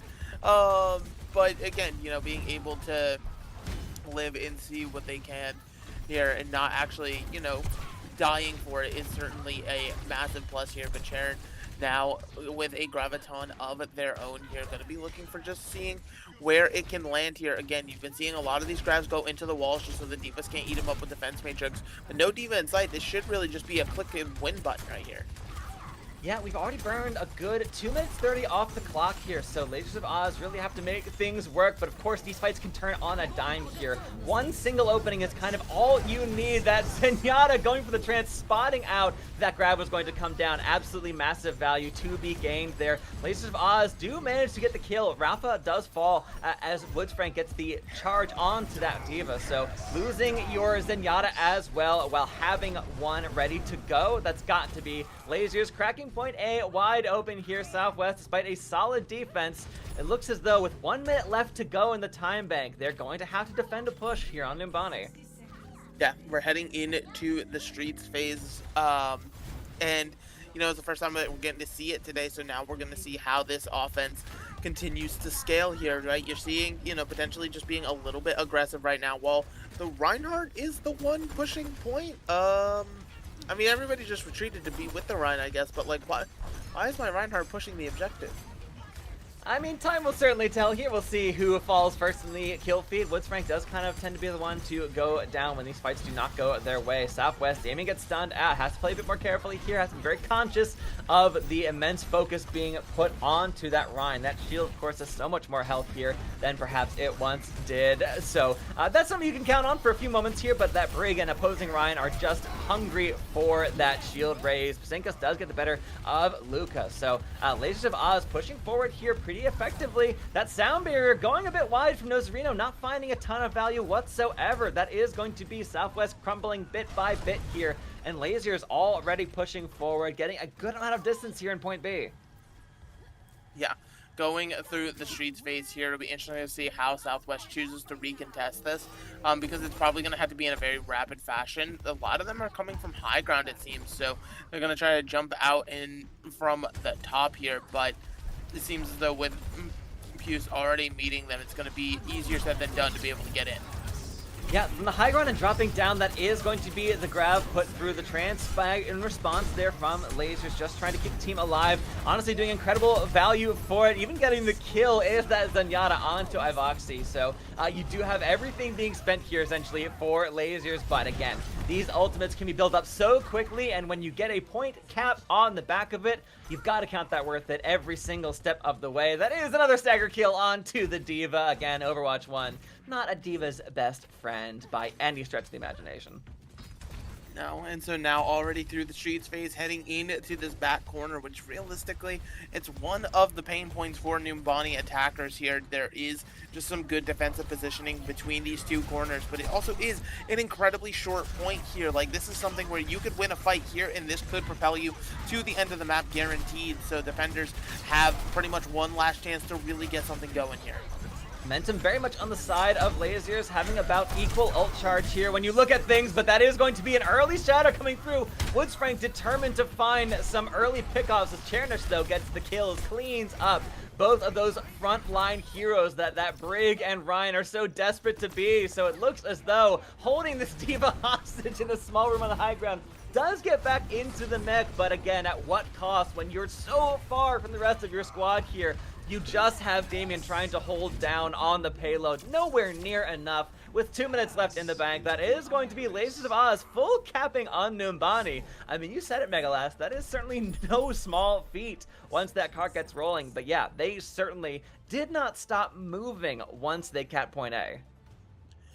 Yeah, and so now it's just such an interesting take here because, again, like, this is something that I've been preaching since Overwatch 1, for tournaments of any kind, where a team, if they, whether or not their skill is the best or not, can always be in question depending on meta and things like that.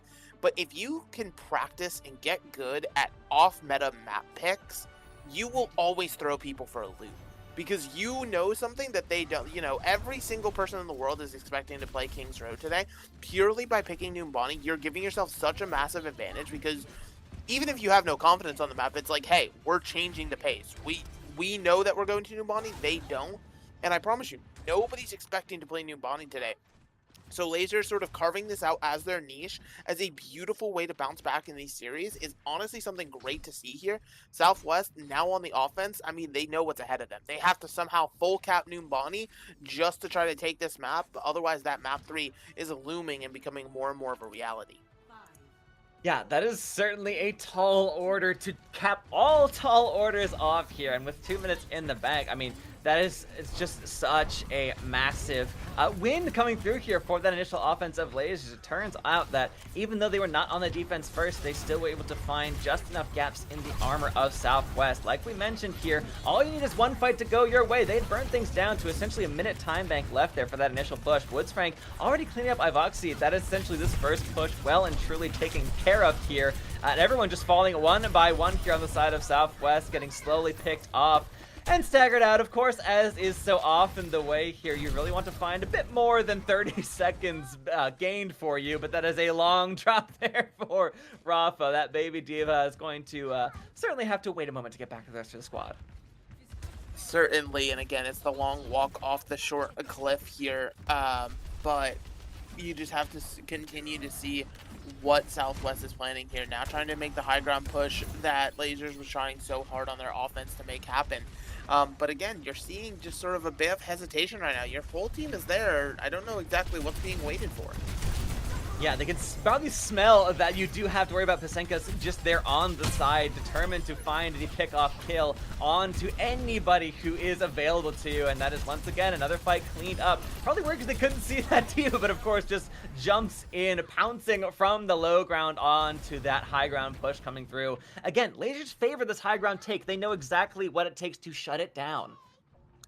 Yeah, Lasers having this one sort of memorized in the playbook and no sort of worries here. Worrying about Southwest again, back to the drawing board here, now trying to go under, still trying to build up an ult bank here. Meanwhile, Lasers has a clear ult advantage already.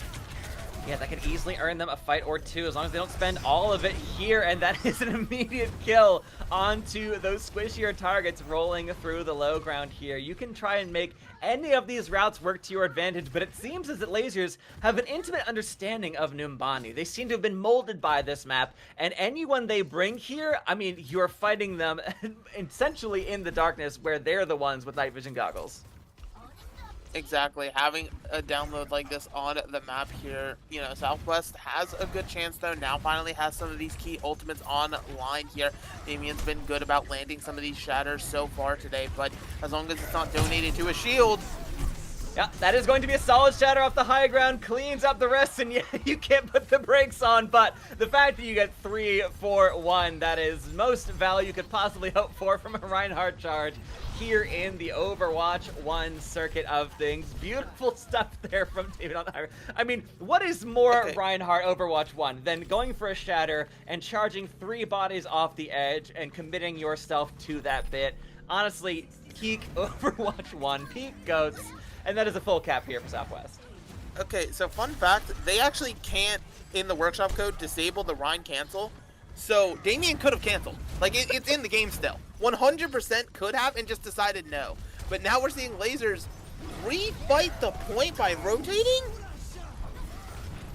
Yeah, but the cap already came through. They're still determined to find this one out, so that is going to be Damien going for a charge kill onto Woods Frank here. Ivoxy as well getting some solid work done in the kill feed. This Brig so devastating, especially with that incredible, you can see that over armor being applied. Honestly unkillable, undefeatable. The raid boss truly alive and well here. The stagger now onto the Baby Diva. Yeah, you still want to, since you're pushing, you cannot afford to have her on the cart, but yeah, that was a bit of a mistimed reaggression from Lasers. One of a very few we've seen from them today. I mean, points for creativity. Because I don't think I've ever seen anything like that. Like, choosing to reaggress by trying to flip the point again. You know, bravo, hats off for that. But now Southwest has some momentum building as they're going through the street spaces, which is exactly what they were lacking so far in their assault to take point A. Yeah, so this is now their chance. They have to make this work. They need to push it all the way through to point C, and it has to begin here and now. Rafa getting another Diva Bomb on the back of a shatter. Once you can lay that 1-2 punch onto the opposing team, I mean, there's just nothing that you can do to stop it there if you find a solid angle. And as we talked about earlier on in today's stream so far, it is tough to find a good value shatter. So the fact they're able to get this combo is no small feat for Southwest. Exactly, right? Like, Shatter, it feels like such a free ultimate, but you have to realize that there's like 5 different ways that this ult can be negated in this composition that are all on like such short cooldowns. It's incredibly difficult, but already with point B secured here, now trying to head into the back half. Lasers rather, is trying to fight incredibly early just to make sure they give themselves a second fight, but they're actually backing off to the corner here, which again, it could replicate the same mistake that Southwest had where they're only giving themselves a 1-fight territory. Again, both teams have so many ults to work with here, but taking down that break before she can build up to that rally is absolutely crucial here. Southwest and Lasers both going ahead with that Transcendence, but you are down a body on the aggressing side here. So Damon and Luca fall down in quick fashion. That is going to be Lasers just powering forward here on the back of 2 ultimates from their support line. 3, really, if you go back to earlier in that fight with the Transcendence, that is going to be Rafa taking a dive once again as Southwest back to the drawing board. And I mean, they can honestly hold wherever they want to for Lasers. And I'm expecting them to continue this aggressive hold style, right? You already see them over on the high ground, you know, force Southwest to fight for every single inch, potentially with blood here. But it seems like finally the sounds of retreat are being called. You're getting a little too silly, now dropping as both teams are ready to go.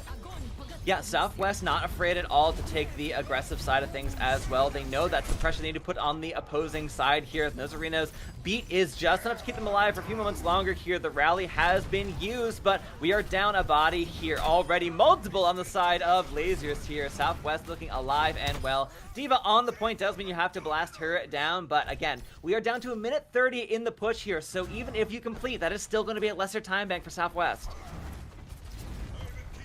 Exactly, and so now already having to deal with a lesser time bank is one thing, but you still have to actually be able to complete the map here. You have the tools to do it, but you're running out of time.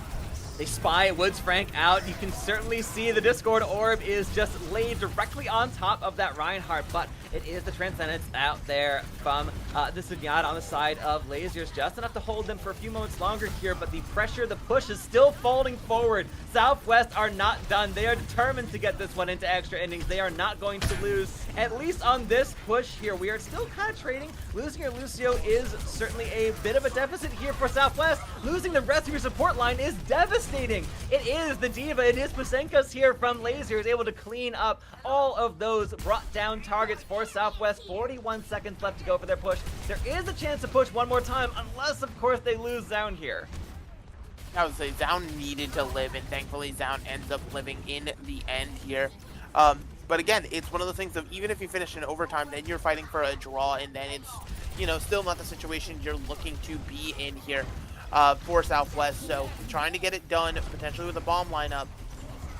Damien doesn't have the shatter, but the bomb is enough to take out Woodsfrank anyway. Traded for Nocerino, that Lucio not able to get out of the line of sight from that Diva Bomb, so we are down a body. Either way here, losing your Reinhardt has got to be the more difficult one, though. That is usually so much of your frontline pressure here, but taking down the Brig, I mean, this is certainly so close here. Both these sides could easily take this a moment's notice. Yato falling down for Lasers, no chance to build up towards that last-minute sound barrier, which could easily be a win condition, but we are losing bodies one by one on the side of Southwest here. The spawn doors are just so present for Lasers. They are right there. There is no recall time for them whatsoever, essentially. So we are slowly being whittled down to the marrow of all this push has left. Southwest, one by one, will fall, and Sound is able to bubble up the opposition. I'm sorry, the defense is powering, is just being blasted down here. It looks as though keeping this Zarya alive to the last second, allowing her to be the last one remaining in this fight, holding down strong, building up more and more of that Zarya charge with the Diva Bomb up high, should be enough to force everyone else back, and it is in overtime. Southwest managed to take it, what looked like impossible odds, such a difficult scenario. They clinch up, and we are going to extra innings on Nimbani. Extra innings, but only one-sided extra innings here. You have 2 minutes and 3 seconds for the side of Lasers on their map pick to take a single tick, 33.3%. If not, the map will end in a draw, and we will still be at 1-0 for Southwest here. And again, you know, just looking at how this has played out so far, Southwest able to get the job done in the end, thanks to some truly clutch plays coming out from Zaun and Rafa.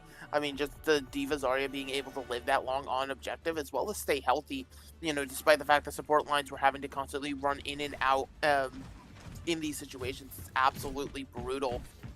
But again, this is going to be just a one-shot defense here. Southwest cannot afford to drop in the slightest. You know, playing for a draw, it's not the position you want to be in, but it's much better than tying up the series one apiece, because that means this next map could be the final map here, and you don't want to put yourself in that position. You want to keep that buffer alive as long as you can.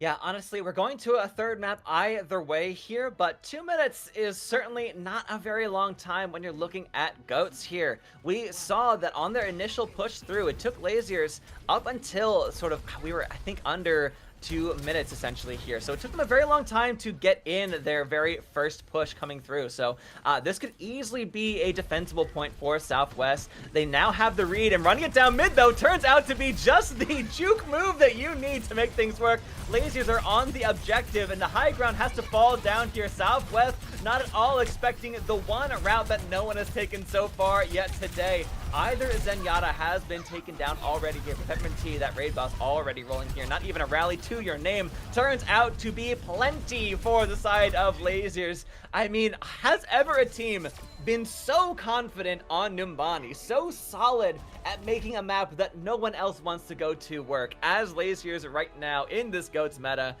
I honestly don't know. I can't recall it if I've seen it here, but really well played. Excellent choice. I mean, on the back foot, we're Southwest the entire time, but every time we got to see this shatter come through, pretty beautiful stuff. Yeah, absolutely beautiful indeed here. And so now we find ourselves tied one apiece, heading into that map number 3. Both these teams had to win out in map number 3 in their previous series, so no stranger to it, either of them. But now it is for all the marbles, a trip to winners final on the line. And you know, Lasers, unlike the last time that we saw them, right, just because we saw them on stream, we have a little more intel. It wasn't a dominant Nimbani. Certainly in control, absolutely. They were confident on it. But, you know, it did end up having to go extra rounds. You had a nice little plan with the juke to still get some good momentum. But it's not that super powerful momentum you had in that first series. So we'll have to see if it actually carries out, or if Southwest can rally behind some sort of much-needed speed / energy to keep themselves up. Nothing is better than Yeah, and of course, they are the ones who decide exactly which of these maps we're heading to here, of course, as we head into our 2CP, into our assault modes for our third. And again, God's willing, this is the final map of the series here. We don't need to see further and further extra innings here. 1-1, both these teams, as you mentioned, Mega, are more than happy to play in this position. Southwest certainly would have loved to clean things up there. That was an excellent point C push. It was really surprising they were able to get things through all the way. Not cleaning up sound at the very end there was kind of a mistake on the side of Laziers. So they've still had the flexibility, the versatility, and the understanding of Nimbani to run it down a direction that no one could have expected, at least. Certainly not of these two teams. So yeah, we're kind of seeing both these teams operating at peak power right now. It's just a question of who comes through in the deciding map here. And yeah, I'm really curious to see who feels best on 2CP. I mean, hybrid kind of is, of course, it is a hybrid of Assault and Escort, so the map kind of feels more the win condition for Lasers, where Southwest seem to have solid fundamentals all the way through, not necessarily relying, at least so far as we've seen, of course, with the benefit of seeing Lasers twice on stream already, take us to Nimbani, but we'll see how Southwest feel that they can handle running defense this time, as the ball is once again in their court. Yep, and the ball has landed, and we're heading over to Volskaya Industries. Honestly, from the 3 maps in the pool, it is my favorite. I feel like you definitely have the most unique options in terms of rotations and planning that can come on Volskaya Industries compared to, say, a Hanamura or a Temple of Anubis, where it has to be a little bit more standard, especially once you get to second point. I mean, there's so many different silly rotations and things that you can sort of work up to and do differently in that map here. So getting a little bit of a snowscape since we're still in the winter time, certainly fine by me here. And again, it just comes down to, let's see what these teams really have in the bank here. 2CP, it's a mode that can go back and forth. You can have multiple rounds, or somebody could just put up a stellar defense and call it a day. Skya really feels like the platonic ideal of a 2CP map. It's kind of the one that I think of when I remember that map mode most consistently here. You really have a lot of storied plays, whether it's point A and that initial choke point getting in, so difficult for the offense to actually make inroads, which is part of the reason why GOATs is so effective on these 2CP mats. When you're just playing as a full 6-body death ball rolling through, that is kind of the most effective strategy on your offense, having to break through these choke points here. And then once you get into the second point, once we get into the final stages of the map itself, again, it is all choke points all the time here. Of course, most of these maps are that way, even in modern Overwatch 2, but with GOATs in particular and with 2CP especially, it kind of feels like the most heightened sense of this particular style of play. Yeah, I could not have said it better myself here. That, heightened sense with how you have to play, because, I don't know, GOATs, it's just one of those things where the reason that this meta, is so widely known and stuff is because it truly did get down to that very technical level. Even in, you could argue, pro play is always at that level. Even down in, gold and stuff, it got to the point where people were understanding concepts and actually, improving at the game because of it and things like that. GOATs was almost an educational tool of sorts in those situations. So we'll have to see exactly what the plan is for both these squads here as we are seemingly finally loading in the map. Yeah, it really is, in the long history of Overwatch, it's the most full team necessary composition that we've had. We've seen so many over the years, of course, that have these more hero play potential compositions, but GOATs really depends on the entire 6-body roster all playing as a unit and playing to that highest level together here.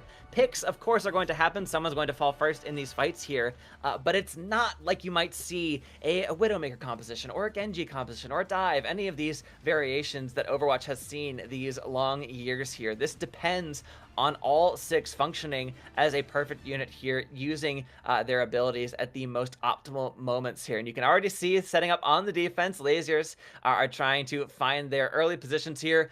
Honestly, seeing this once again here with an additional, of course, body on either side as opposed to your 5v5 of Overwatch 2, it makes the map feel a lot smaller. It makes the distance feel a lot shorter here when you just have so much more to work with in terms of each of these squads here. A lot more tools available to you with just a single body extra on either side.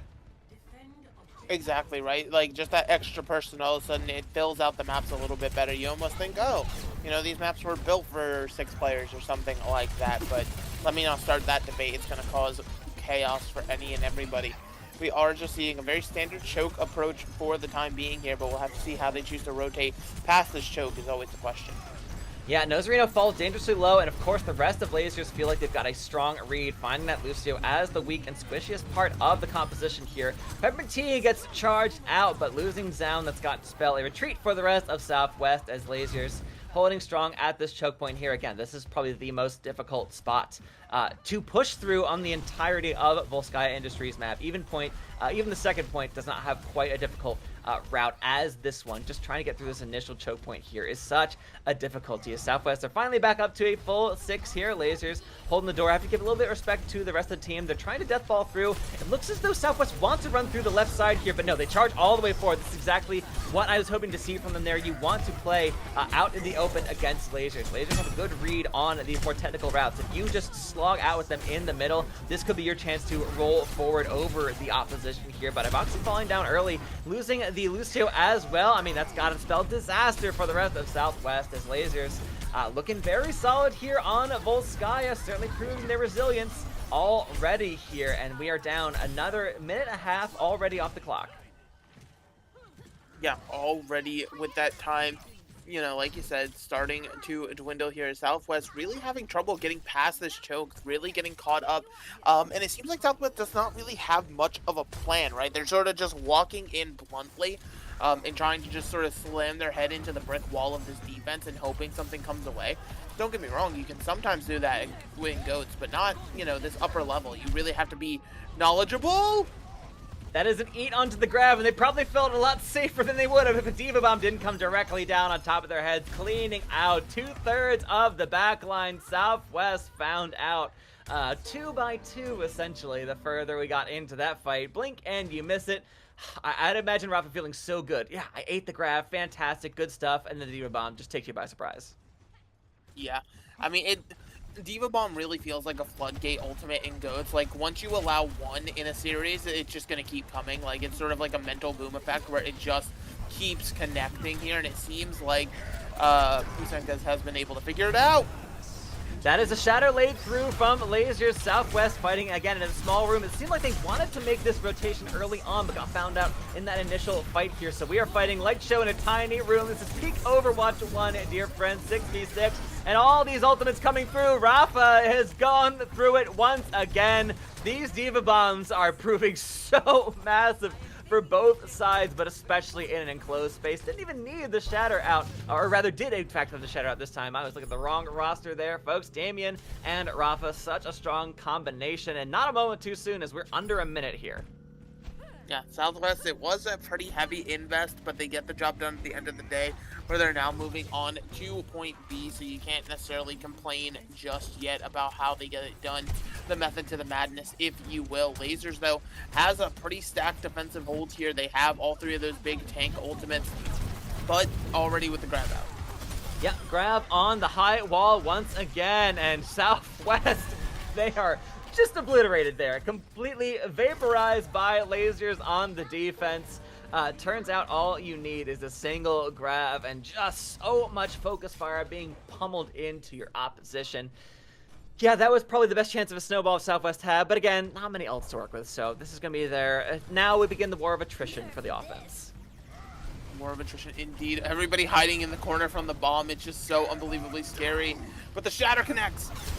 Yeah, that's another shatter out from Woods Frank, this time finding so much value. Rafa gets de-mech'd and now essentially useless in this fight here. If they can take down Damien, who does have the shatter, does go for it, and doesn't able to get anyone with it. Unfortunate as it is. And gets blasted down in the meantime, too. I mean, the remech comes through. Rafa does have the mech, but again, at what cost? The rest of the team is bleeding or already back in spawn, and Lasers, again, feeling really strong on this defense here, and honestly, who could blame them? Yeah, no, Lasers certainly have this defensive hold. mapped out in their head. You're seeing how they're not even giving point as an option. There has to be like 2 or 3 fights before you get to the objective here. And now you're finally starting to make your way there if you're Southwest. You do have some good tools to work with if you're Southwest, but you have to figure something out.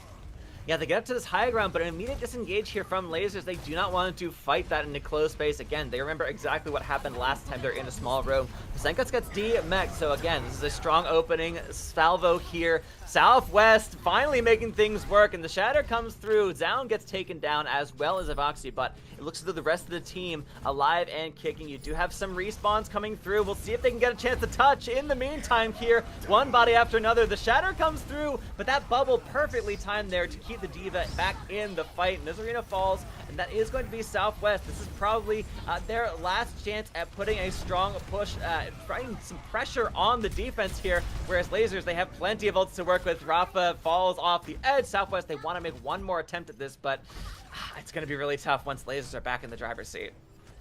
Yeah, Lasers now back firmly in position. Like you said, they have their little high ground hold, so you're going to have to actually clear out the elevator. You know, you could try to rush the point, but that means you're just going to get jumped on top of here. Southwest, lacking the Shatter or the Grav here, does have a nice little bomb. You know, these defense have been able to throw these in without assistance to get value, but it's easier said than done. Yeah, that grab once again, that's all you needed previously for Lasers. The sound barrier from Nozarino is not nearly enough to keep the team alive. So Southwest once again picked apart one by one here. That is going to be one more fight available to them, but when Lasers have so much more to work with than you do, again, tall order is really the name of the game here for Southwest offense. But this is GOATs. There's always a chance if you find someone out, you could just snowball on to their heads, but we're down to 15 seconds. Yeah, where there's a will, there's a way certainly here, but Southwest certainly up against it right now. Probably going to have to use this bomb as an engage tool while getting somebody like the Lucio to the objective here, or it's going to be an early rally at the very least just to make sure the engage comes through. Yeah, Damon does not have that Shatter, so the classic combination that's worked so well for them is not available to them so far. Shatter does, however, come out from Woods Frank on the back of both the Sound Barrier and the Transcendence. Peppermint Tea falls down to Rafa's bomb. Again, Southwest look to be cracking this one open here at the very last second. All you need is one thing to go your way. The D.Va bomb coming through from Pasenkos, nowhere near the value of the opposing side. Rafa very much the better bomber in that sense here in the server, and so at the very last second, overtime wick burning, that is a full cap finally gained by Southwest. It wasn't pretty, Megalas. They certainly had to be pushed all the way up against a wall, but they did get it in the end here, which is no small feat into a team like Lasers. It's no small feat, but now it's the matter of what comes after, right? Like you said, no time in the time bank. You were in overtime here. That means that if you want guaranteed extra overtime rounds where Southwest gets a chance to attack again, you have to dwindle Lasers to a minute. Obviously, the more ideal world is just to get a full hold going and just make it so Lasers can't actually cap both objectives and send you into those OT rounds, but it's something that's going to be looming in the back of your mind here. That extra mental pressure can be a bit of the difference maker here, as again, Lasers now know the task ahead of them pretty clearly, right? They have to cap both points, ideally with more than a minute in the bank. That way they have full control of the game here. But we saw how hard it was to crack this first point for Southwest here, and now if Lasers experience similar troubles, we could be seeing a situation where Lasers just lets the game slip through their fingers.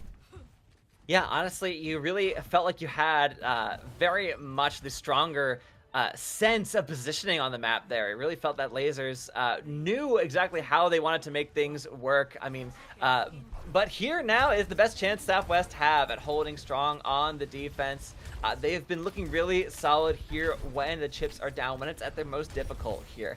Lasers have, we've already seen it on stream so far, they have a tenacity to them, matched here by their opposition. So this is truly a map 3 scenario, truly the decider. But already pushing through the choke point here, forcing Southwest back. I mean, this is not at all a position we got to see on the initial offense here. It took so much time, so many fights here for Southwest to even get to this point on their offense. Lasers rotating to the high ground, and you have fish in a barrel here for Southwest. They are having to play so defensive, so scared, having to back all the way up here as Lasers just collapsing onto the opposition. And you do have both of these tanks. Chernush gets healed up, but Pasenkas gets de-mech'd, and that is going to be a cleanup kill onto the D.Va as well. So it turns out, despite gaining some ground, Lasers doesn't seem to have gained any actual point percentage here. So a really solid bend but not break from Southwest. I would love to see them hold a bit closer though next time.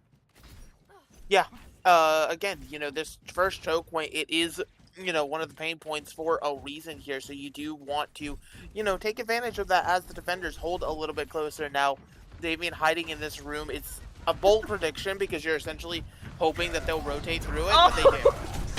Absolutely correct. I mean, you get 100% on that test, my friend. Rafa does not go ahead with that D.Va bomb. Pretty hard to do, of course, especially when you're in the face of all those ultimates coming through from the members of Lasers who were not taken down a peg there. So again, despite getting the drop on them, Damien's not able to find a kill. The rest of Southwest were not in a position to fully capitalize on that shatter. Again, no more ults invested apart from the support one. So we are now once again back on the objective here. Woodsprite goes ahead with that shatter, lays out Zound, but that is it here. So much in the way of support ults ready here for Southwest. Nozarino gets a boop kill on the Chernush. Yeah, there's still potential for that here on Volsky. You don't see it terribly often, but you have to watch yourself around these Lucios, especially again as a tank without access to that incredible passive that you have. The second one, yeah, almost went off the side. Rafa just manages to get the better of Yato. So again, we are now burned down to sub 2-minute territory here. Southwest, it's not been my ideal defense, but it's worked out for them. I was gonna say, there's definitely pieces of duct tape around the edges, but at the end of the day, it's still held together, and that's all that matters right now.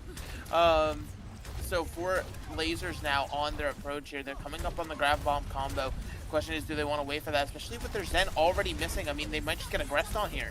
Yeah, Zound finding such an immediate kill off the back there. Pasenkas had to go for a remake. That D.Va bomb, yeah, I think that was just a remake there. Didn't look like, or even if you're going for the bomb, it certainly didn't make any progress. Really made no notes, made no waves there. So Southwest have the chance to really hold the door against them here. And this is the aggression that we're hoping to see from the defense here. Zound up in this high ground, just beaming everyone down, building up that charge level that is so necessary. The grab out from Chernush, everyone from Southwest locked into it, but again, that's Transcendence rolling from Luca. This is the calculus we expect to see from these GOATs teams here. We need to see them traded 1-for-1. This is a perfect equation being put through here from the defense, but once again, Transcendence here from Lasers on the offense. They are trying to find some innards. They are desperate. This is their last chance to find an even keel fight here. Southwest do have that shatter ready. Damien locks up 2 of those tanks. The sound barrier from Yato is perfectly timed, but Chernush, that overhealth doesn't mean a whole lot when everyone is looking directly at that Zarya. Taking down Ivoxy is a good start here. Damien as well falling, but it looks as though Lasers are the ones bleeding out here as this offense falls apart one by one. The remaining members trickle down, and you are bullying this Reinhardt off the edge of the map. Despite their flexibility, despite the incredible value being gained from that Numbani pick twice in a row, Lasers get found out here at the very end of Volskaya Industries. Southwest bend but do not break. They will take the map and take the series in 2-1. Yeah, Southwest certainly playing their opposition close here. But again, they get the job done at the end of the day with a first point hold. We talked about it, just a little bit rough around the edges. At the end of the day, that doesn't really matter as long as you get it done. And now find themselves in the winner's final. Lasers down to the lower bracket, down but not out, as they say, but still having to battle back is never the place you want to be because it's just so much easier to go through upper bracket, but that's now a luxury they no longer have. Yeah, certainly made them work for it. Again, having that Numbani pick, I'd be terrified to be the team going up against them in the lower bracket as well, especially if they're not expecting that to come through. Because, of course, these teams are playing matches, not as if they get to just sort of take the time to watch what everyone else is running here in the playoff bracket. So, but Southwest, they are able to clinch out a win to stay alive here in the upper bracket. So we'll be seeing some more of them, in the near future, but we'll have a look for our third match of the EU bracket coming up in just a little bit here, folks. But I believe we have a quick break to go to before then, so do not go anywhere. We'll see you in just a bit.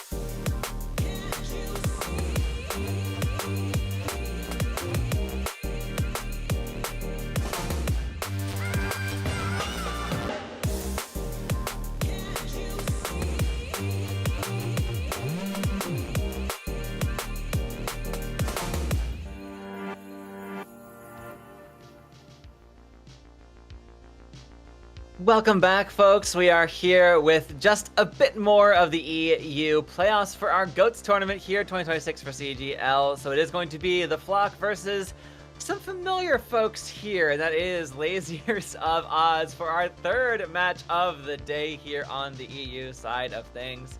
Yeah, they have certainly made themselves the main characters of our broadcast here today. We are now in the second round of the losers bracket here, folks. So both these teams have been sent down here just recently. Of course, we got to see Lasers be the most recent ones brought down here. But that means, folks, that given their way, we're going to get to see Numbani 3 times today on broadcast. Aren't we so lucky, Megalas? Okay, well, hold on. If Lasers wins map 1, then maybe the Flock won't pick it. You know, let's not speak triple Numbani into the ether. I, as a Numbani lover, I'm not gonna like really complain about it, but we don't have to speak it into the ether just yet. You know, we're still relatively tame here, but like you said, we are in lower bracket this time around, still round number 2. And again, you know, Lasers have decided to make themselves the main character of the broadcast as we get a quick look at the bracket. Little bit of a bug, missing a game on round 1 there, but it's fine. Just don't question it. It's there in our memories, as it were. Meanwhile, you have these, you know, you're seeing lower round 2, what we're covering, Flock versus Lasers, means that elimination is on the line for one of these teams. Their chance at that prize and that trophy is going to go up in smoke here. The other will get to continue to persist, fight on into lower round 3 and beyond here. So, going to be a very interesting match here between these two squads with everything to prove and nothing to lose. Yeah, so the Flock got sent down here in the initial round, as you folks got to see. They're down 2-0 to Aura Farmer. Again, that's generally speaking a very strong roster that we've got to see a lot of in the previous season here for CGL. So yeah, this is certainly going to be Lasers' match to lose, it feels like. Whereas the Flock, yes, they have won their first round here in the lower bracket, but Lasers coming in hot off of a 2-1 loss here. So there is still plenty of room for them to flex themselves. Now, both these teams are kind of dealing with, you know, this is the third match they've played so far today, so perhaps there is level fatigue presenting itself here for either of these rosters. You know, whether that's of the compositions, whether that's of the maps themselves, or just from running 3 matches right in a row. Yeah, that's certainly something that could bear on their minds as we come into our third match of the broadcast for today. But yeah, I'm really curious to see what we get from the Flock here, what their rotations are like. Again, every time we, you know, usually when you're looking at these, you're like, oh, what compositions are they going to run? What are they most comfortable with? We know what it is, folks. It's GOATs. It's GOATs. It's always going to be GOATs. And it's pretty much always going to be this particular strain of GOATs here, the Reinhardt and the Zenyatta variation, as these teams have so cleanly found to be the dominant strat coming in here. So yeah, we'll have a look exactly how they run into this here, but of course we do know where we're headed first. It is going to be, I believe Nepal is our first map. Yep, still in round 2 technically, so it is still Nepal going to be the name of the game here. And again, both these squads, you know, like you talked about, it's been the very same flavor of GOATs pretty much all day long. I think we saw like on Numbani for like half of a second there was a Moira, purely to be able to try to get out and contest for half of a second. But realistically, again, the Zen Discord orb, we talked about it at the start of the stream, just how important that is in these compositions, so you don't want to sub that out. And then, you know, we all love our favorite Winston guy, but, you know, Big Hammer trumps Big Monkey all day long here. So, as we get into it on Nepal, this time I believe we are starting on Village, which will be a nice switch up instead here. Because again, these submaps, they each play a little bit differently here in terms of whether you have to path your rotations properly, whether you have to, you know, put together some sort of elaborate strategy to actually get the job done, or what have you. It'll just sort of be a wait and see moment here, as I think the biggest thing for this map is going to be whether it's a contest of the high ground or contest of the objective itself.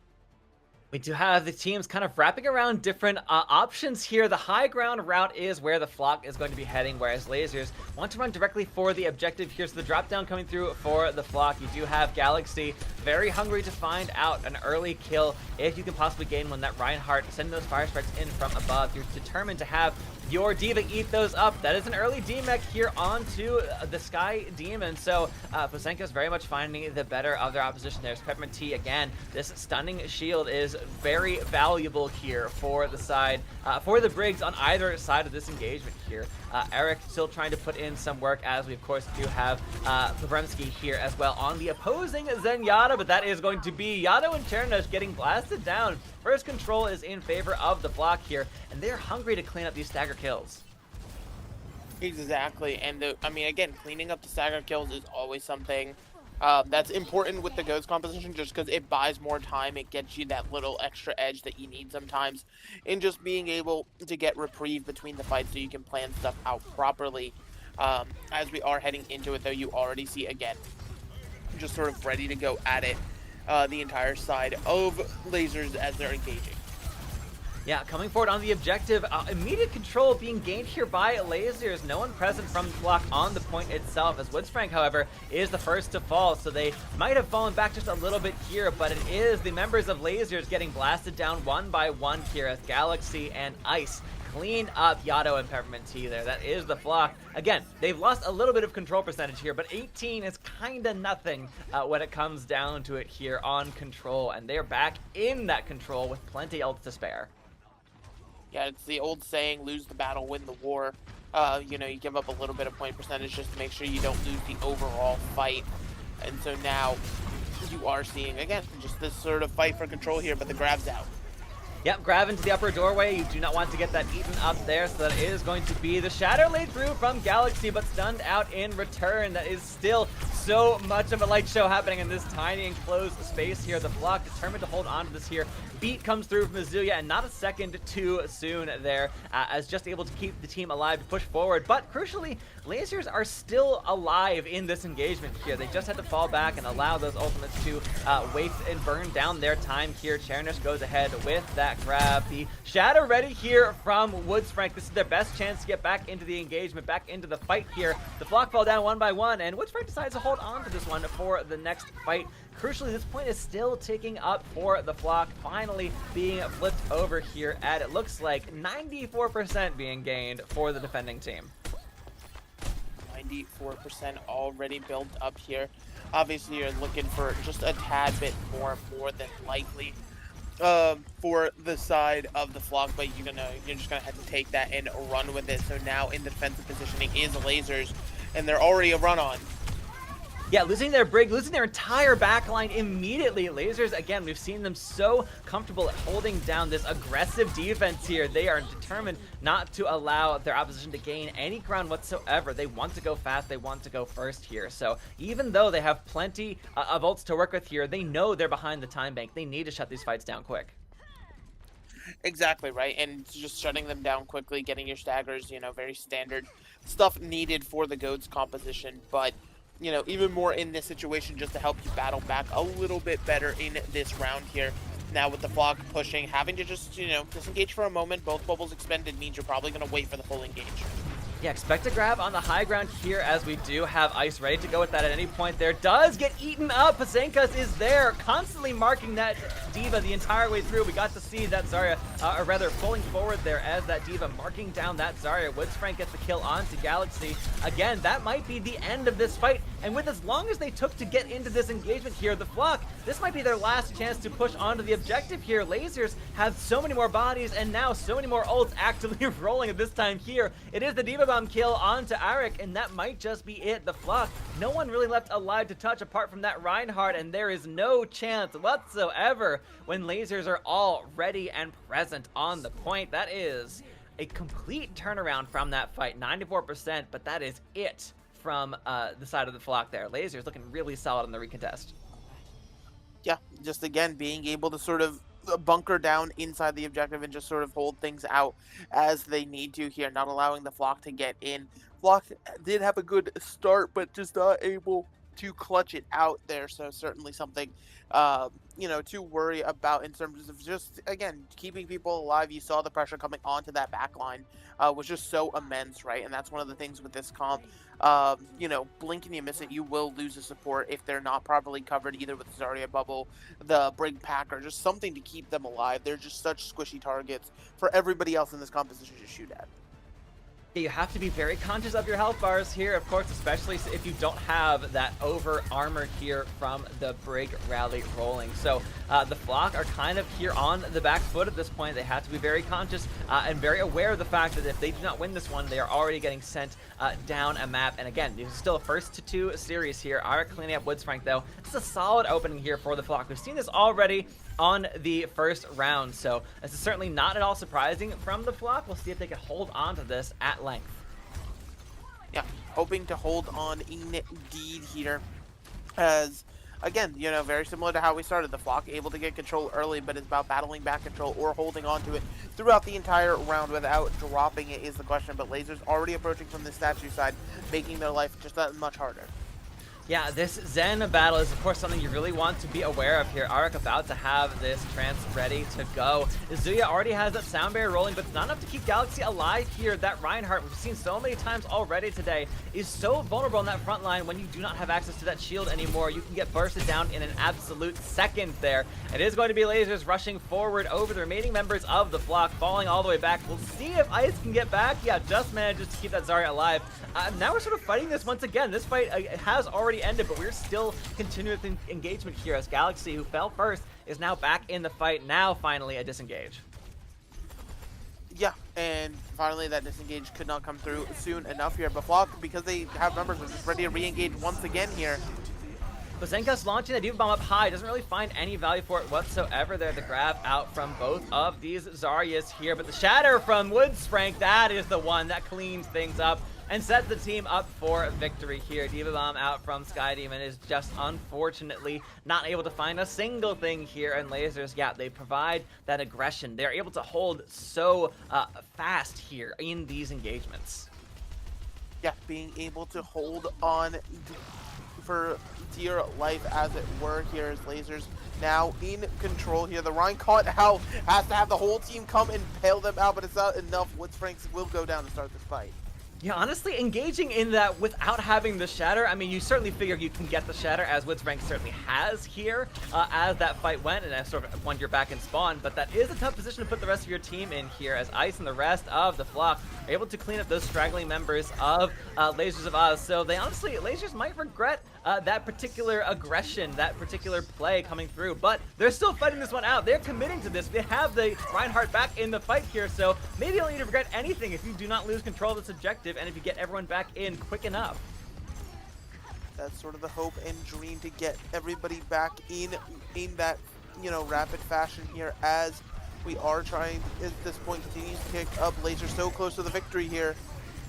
Yeah, so close to it indeed. Vasenkas has the Diva Bomb ready to go. It is going to be the sound barrier laid down by Yato, but not enough to keep Chernish alive and in this fight, as Sky Demon blasts forward onto that Zarya. So this is finally the Flock staying alive in this point here. They are determined to find the better of this objective. They need to get a chance to start building percentage back into their favor. Otherwise, that is going to be a very quick first map of Nepal here. So it is the Flock finally finding their footing here, but Ultimates, not quite as much as you might hope for. As quick as they build, that might not be too much of a difficulty to work with.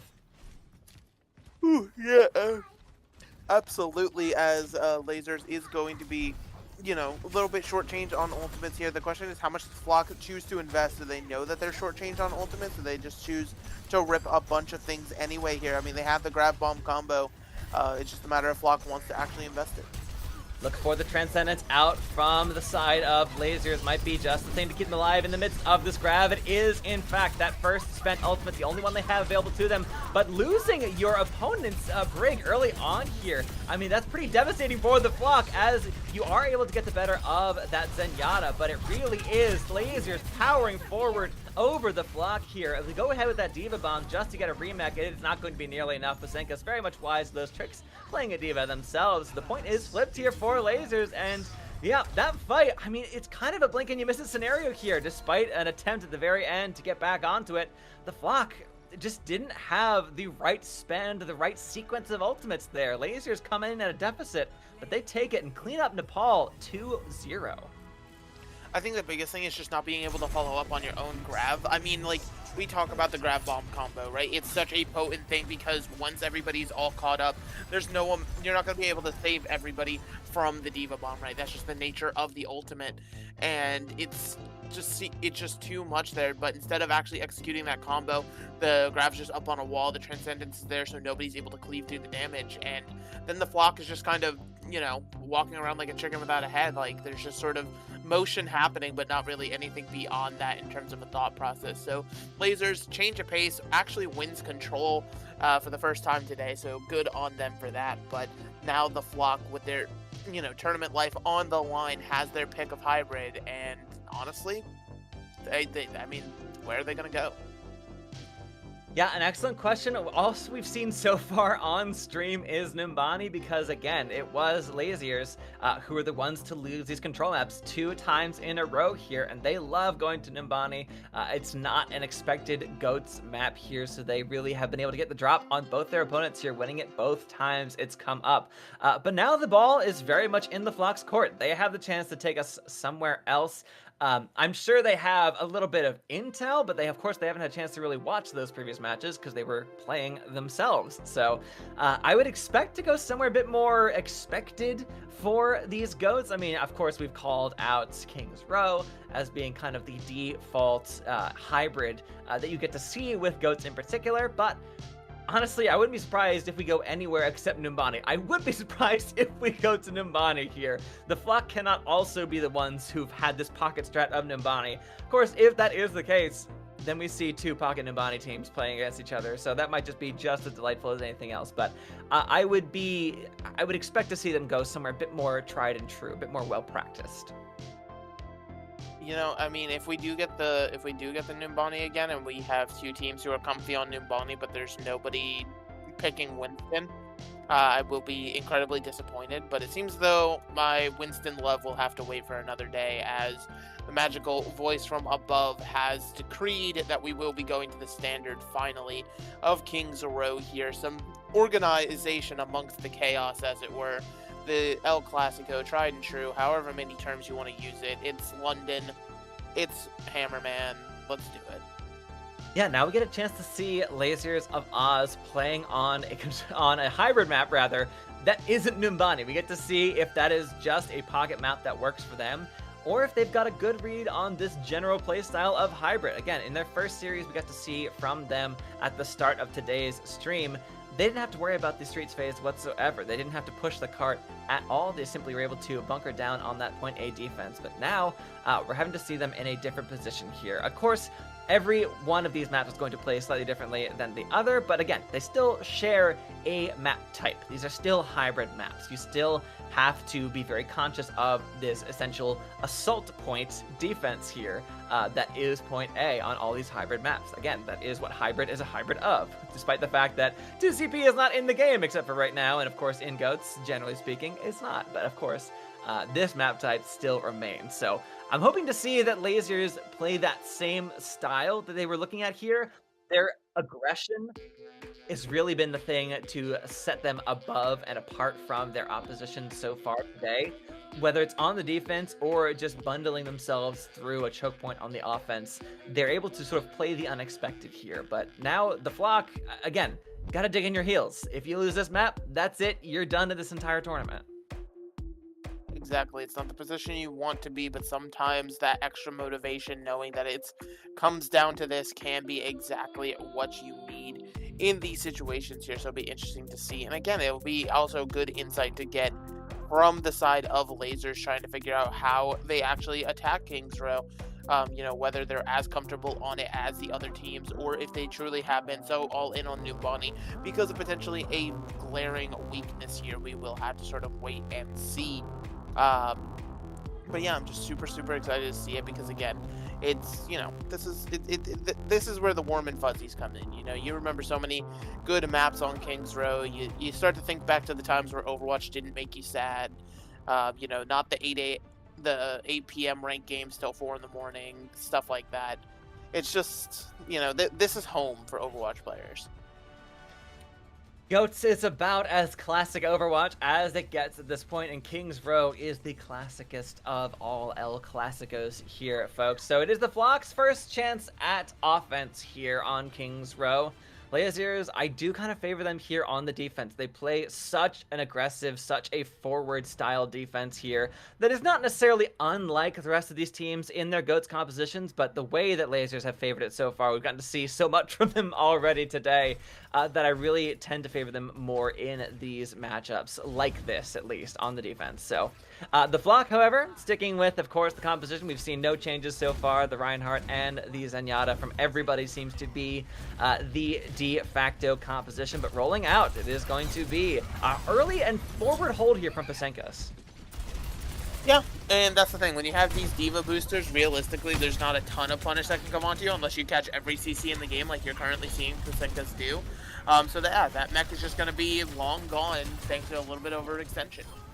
Yeah, the Sky Demon, of course, playing the Diva themselves, very conscious of the vulnerabilities available to them. Woodsfrank falls, goes for a charge, but gets nothing for it here. The Flock, yeah, they are making this offense look easy here. One by one, Lasers of Oz falling down before the Flock's offense here. We're starting to see some cracks in the armor. Turns out Numbani might have been a necessary pick for them on Hybrid.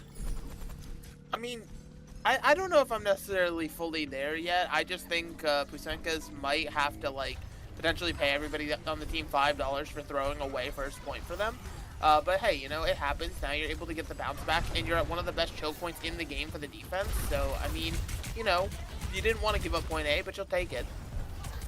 Yeah, we'll certainly see if I spoke too soon there. With 5 minutes to go in the time bank, the Flock do have plenty of time to work with here, but as you say, Mega, there is just no choke point quite like this one in the game of Overwatch here. We've seen a little bit on Volskaya and certainly on Temple of Anubis, but here is one of the most defensive positions, especially in 6v6, and even more certainly in GOATs here. Plenty of ults to work with for the defense. They have so many defensive capabilities, especially with this sound barrier, as Gatto already goes for it. Alongside that Transcendence here, we've seen pretty consistently all through this tournament here. Pairing those two support ultimates seems to be absolutely necessary, because of course you can pin somebody out during the Transcendence, get a ton of damage onto them if you burst them down, but with that sound barrier is kind of a necessary component just to keep them alive through the duration of that healing ult. So the Flock look as though they've actually bent around here and come horseshoe all the way back to the objective, clean things up, but certainly not without spending some good ultimates on the side of Lasers.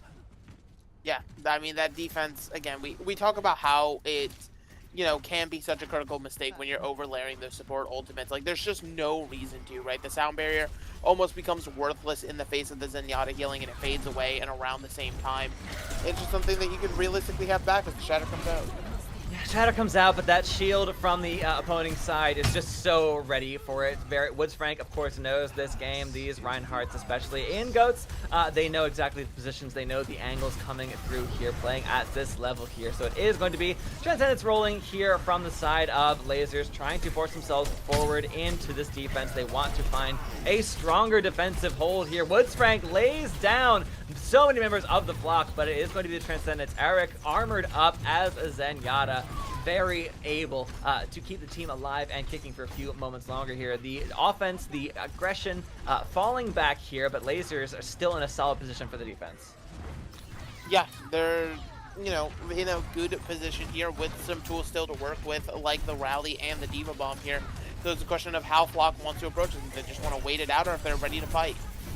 Peppermint Tea has to fall back with that Discord Orb laid on top of them. The Diva does get to remech there. Pasenkas is able to get some more value from it after the bomb goes a bit wide, to find the kills for their trouble here. So the Flock still keen to find some push past this corner here. We've burned a good minute off the clock just right here alone. So we do have that sound barrier. Yado is pushing the team forward here. This is the kind of defense we're hoping to see and expecting out of Lasers. They want to go fast. They want to play directly in their opponent's faces. But Woodsfrank is so low, is able to get healed up and bubbled up. This is really where you want to see the team synergy come through here in the middle of this GOATS composition. But the Flock still have a couple ults to work with of their own. Lasers, no slouches in that regard either, so the defense is just holding so strong on this corner here. Pasenkas tries to find the high ground pick. That is a grab coming through from Chernos, locking up the entire team of the Flock, but alongside a grab of their own and a Transcendence, that might be enough to keep them alive here. This offense is not done just yet, but losing that Zenyatta might begin to spell the downfall of the rest of the team. Galaxy as well. Yeah, that's going to be this offense, this push at least, well and truly dusted. Dusted and done after quite a bit of back and forth here. And remember, you know, Flock capped point A pretty quickly, had over 5 minutes in the bank here, and now are certainly paying for it as that time bank is starting to dwindle ever more and more here, especially with staggers onto the break, just making things that much harder. While there are some low HP bars on the side of Lasers, they'll have plenty of time to actually get those HP bars back up and healthy before the next engage comes through. Yeah, it's all these AoE heals that we see as the absolute backbone of these GOATs compositions. Giotto has to play a bit more carefully. Again, these teams are so conscious of the vulnerability that is the Lucio, perhaps the squishiest target on either of these compositions here. But Galaxy falls down to 1 single health. I saw that for a single second there. But yeah, gets taken down, goes for that shatter, gets nothing for it. The rest of the Flock falling down one by one. Skeet shooting here for Lasers of Oz on this defense. That D.Va gets remixed, but honestly, that's just a further stagger. I might not even have gone for that if I was them.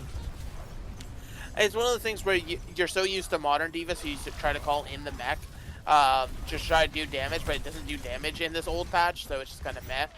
That being said, you know, having to invest ult in the spawn just to be able to live is an interesting play for the side of Flock, but we'll see if it gets them out of the spawn. Yeah, again, this rally armor laid down over the squad is really valuable in terms of pushing forward, so I do understand, but of course you might want to value that for the end of these fights, but with the speed at which these ults are built, you're going to have it back soon enough, especially with Brig. Raid boss that she is, allows you so much versatility. That is a lined up conga of decimation. As Lasers of Oz, that is going to be Woodsfrank laying down the entire opposing team one by one there, building up more than a third of an Earth Shatter on the backs of cleaning up that first one. We are down to the final 7 seconds. Make that 5 here for the offense of the Flock. This is going to be such a tough task for them to even push to the cart at this stage. Locked up by the grab. No more distance gained whatsoever as the Flock's offense cut to ribbons there just before point B. And that cart, I mean, of course they have the chance to push all the way to where it got its furthest point, but that is rare to see a cart fall that far back there. Essentially half the point, they weren't even touching it that entire time. Yeah, and again, there's how quickly they get through point A, but Lasers decides to lock in, allow point B to be their sanctuary and take advantage of these choke points, battling back and things like that.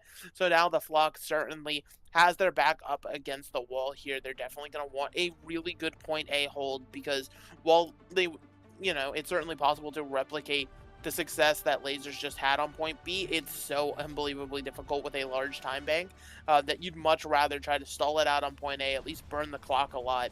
But we will have to just sort of wait and see how the Flock chooses to approach this defense. I assume Galaxy's not going to make the same mistake that we saw Pusenkas do before here. But again, it's just sort of that wait and see moment where Lasers feels like they have a lot of momentum behind them right now.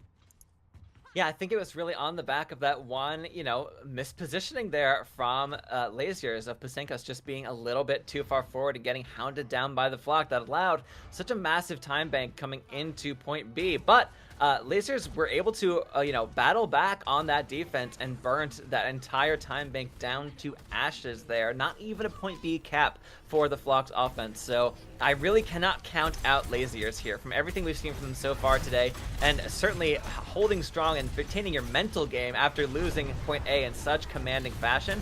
Chernish getting an early kill onto Arik. Yeah, that's got to be the go button for the rest of the squad here. The rest of these V3 tanks are so hungry to find out another squishy target. That's a DMAC on to Galaxy. Sky Demon as well falling down. Crucially, those two have swapped roles here from the D.Va and the Reinhardt, just worth a mention, but both back in spawn, so it doesn't really matter a whole lot at the end of the day here as Lazier is battling forward onto their opponents, and it is going to break down the shield. That is peak Brig right there. That is a Brigitte, not in ultimate, not rallying, just battling forward onto the opposing Zarya, breaking the bubble and cleaning her up.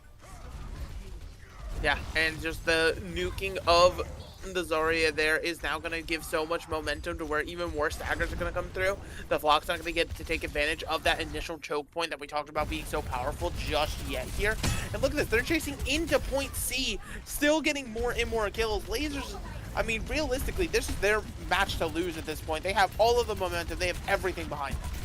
Yeah, this is very much not a 5 minutes where they could gather around that choke point, as you mentioned. This is them being shoved all the way back into their point C spawn here at this point. You essentially have more than half the roster of Lasers playing as though they've already kept point B, holding this gate against the defense here. This is the kind of aggression that we've loved to see so far from Lasers all day today. Chernish finds out the Sky Demon. I mean, that poor Reinhardt, that shield gets blasted down. You just kind of sit there, just getting wailed on repeatedly by the rest of the squad. Peppermint T's rally, its over armor has already been delivered to the rest of the squad, and they are feeling so clean, so clinical about it. They're just pouring forward one after another. The rest of the flock is falling down one by one. Locked up by a grab are the aggressors of Lasers, but they're not at all bothered whatsoever because 3 of them were still on the cart.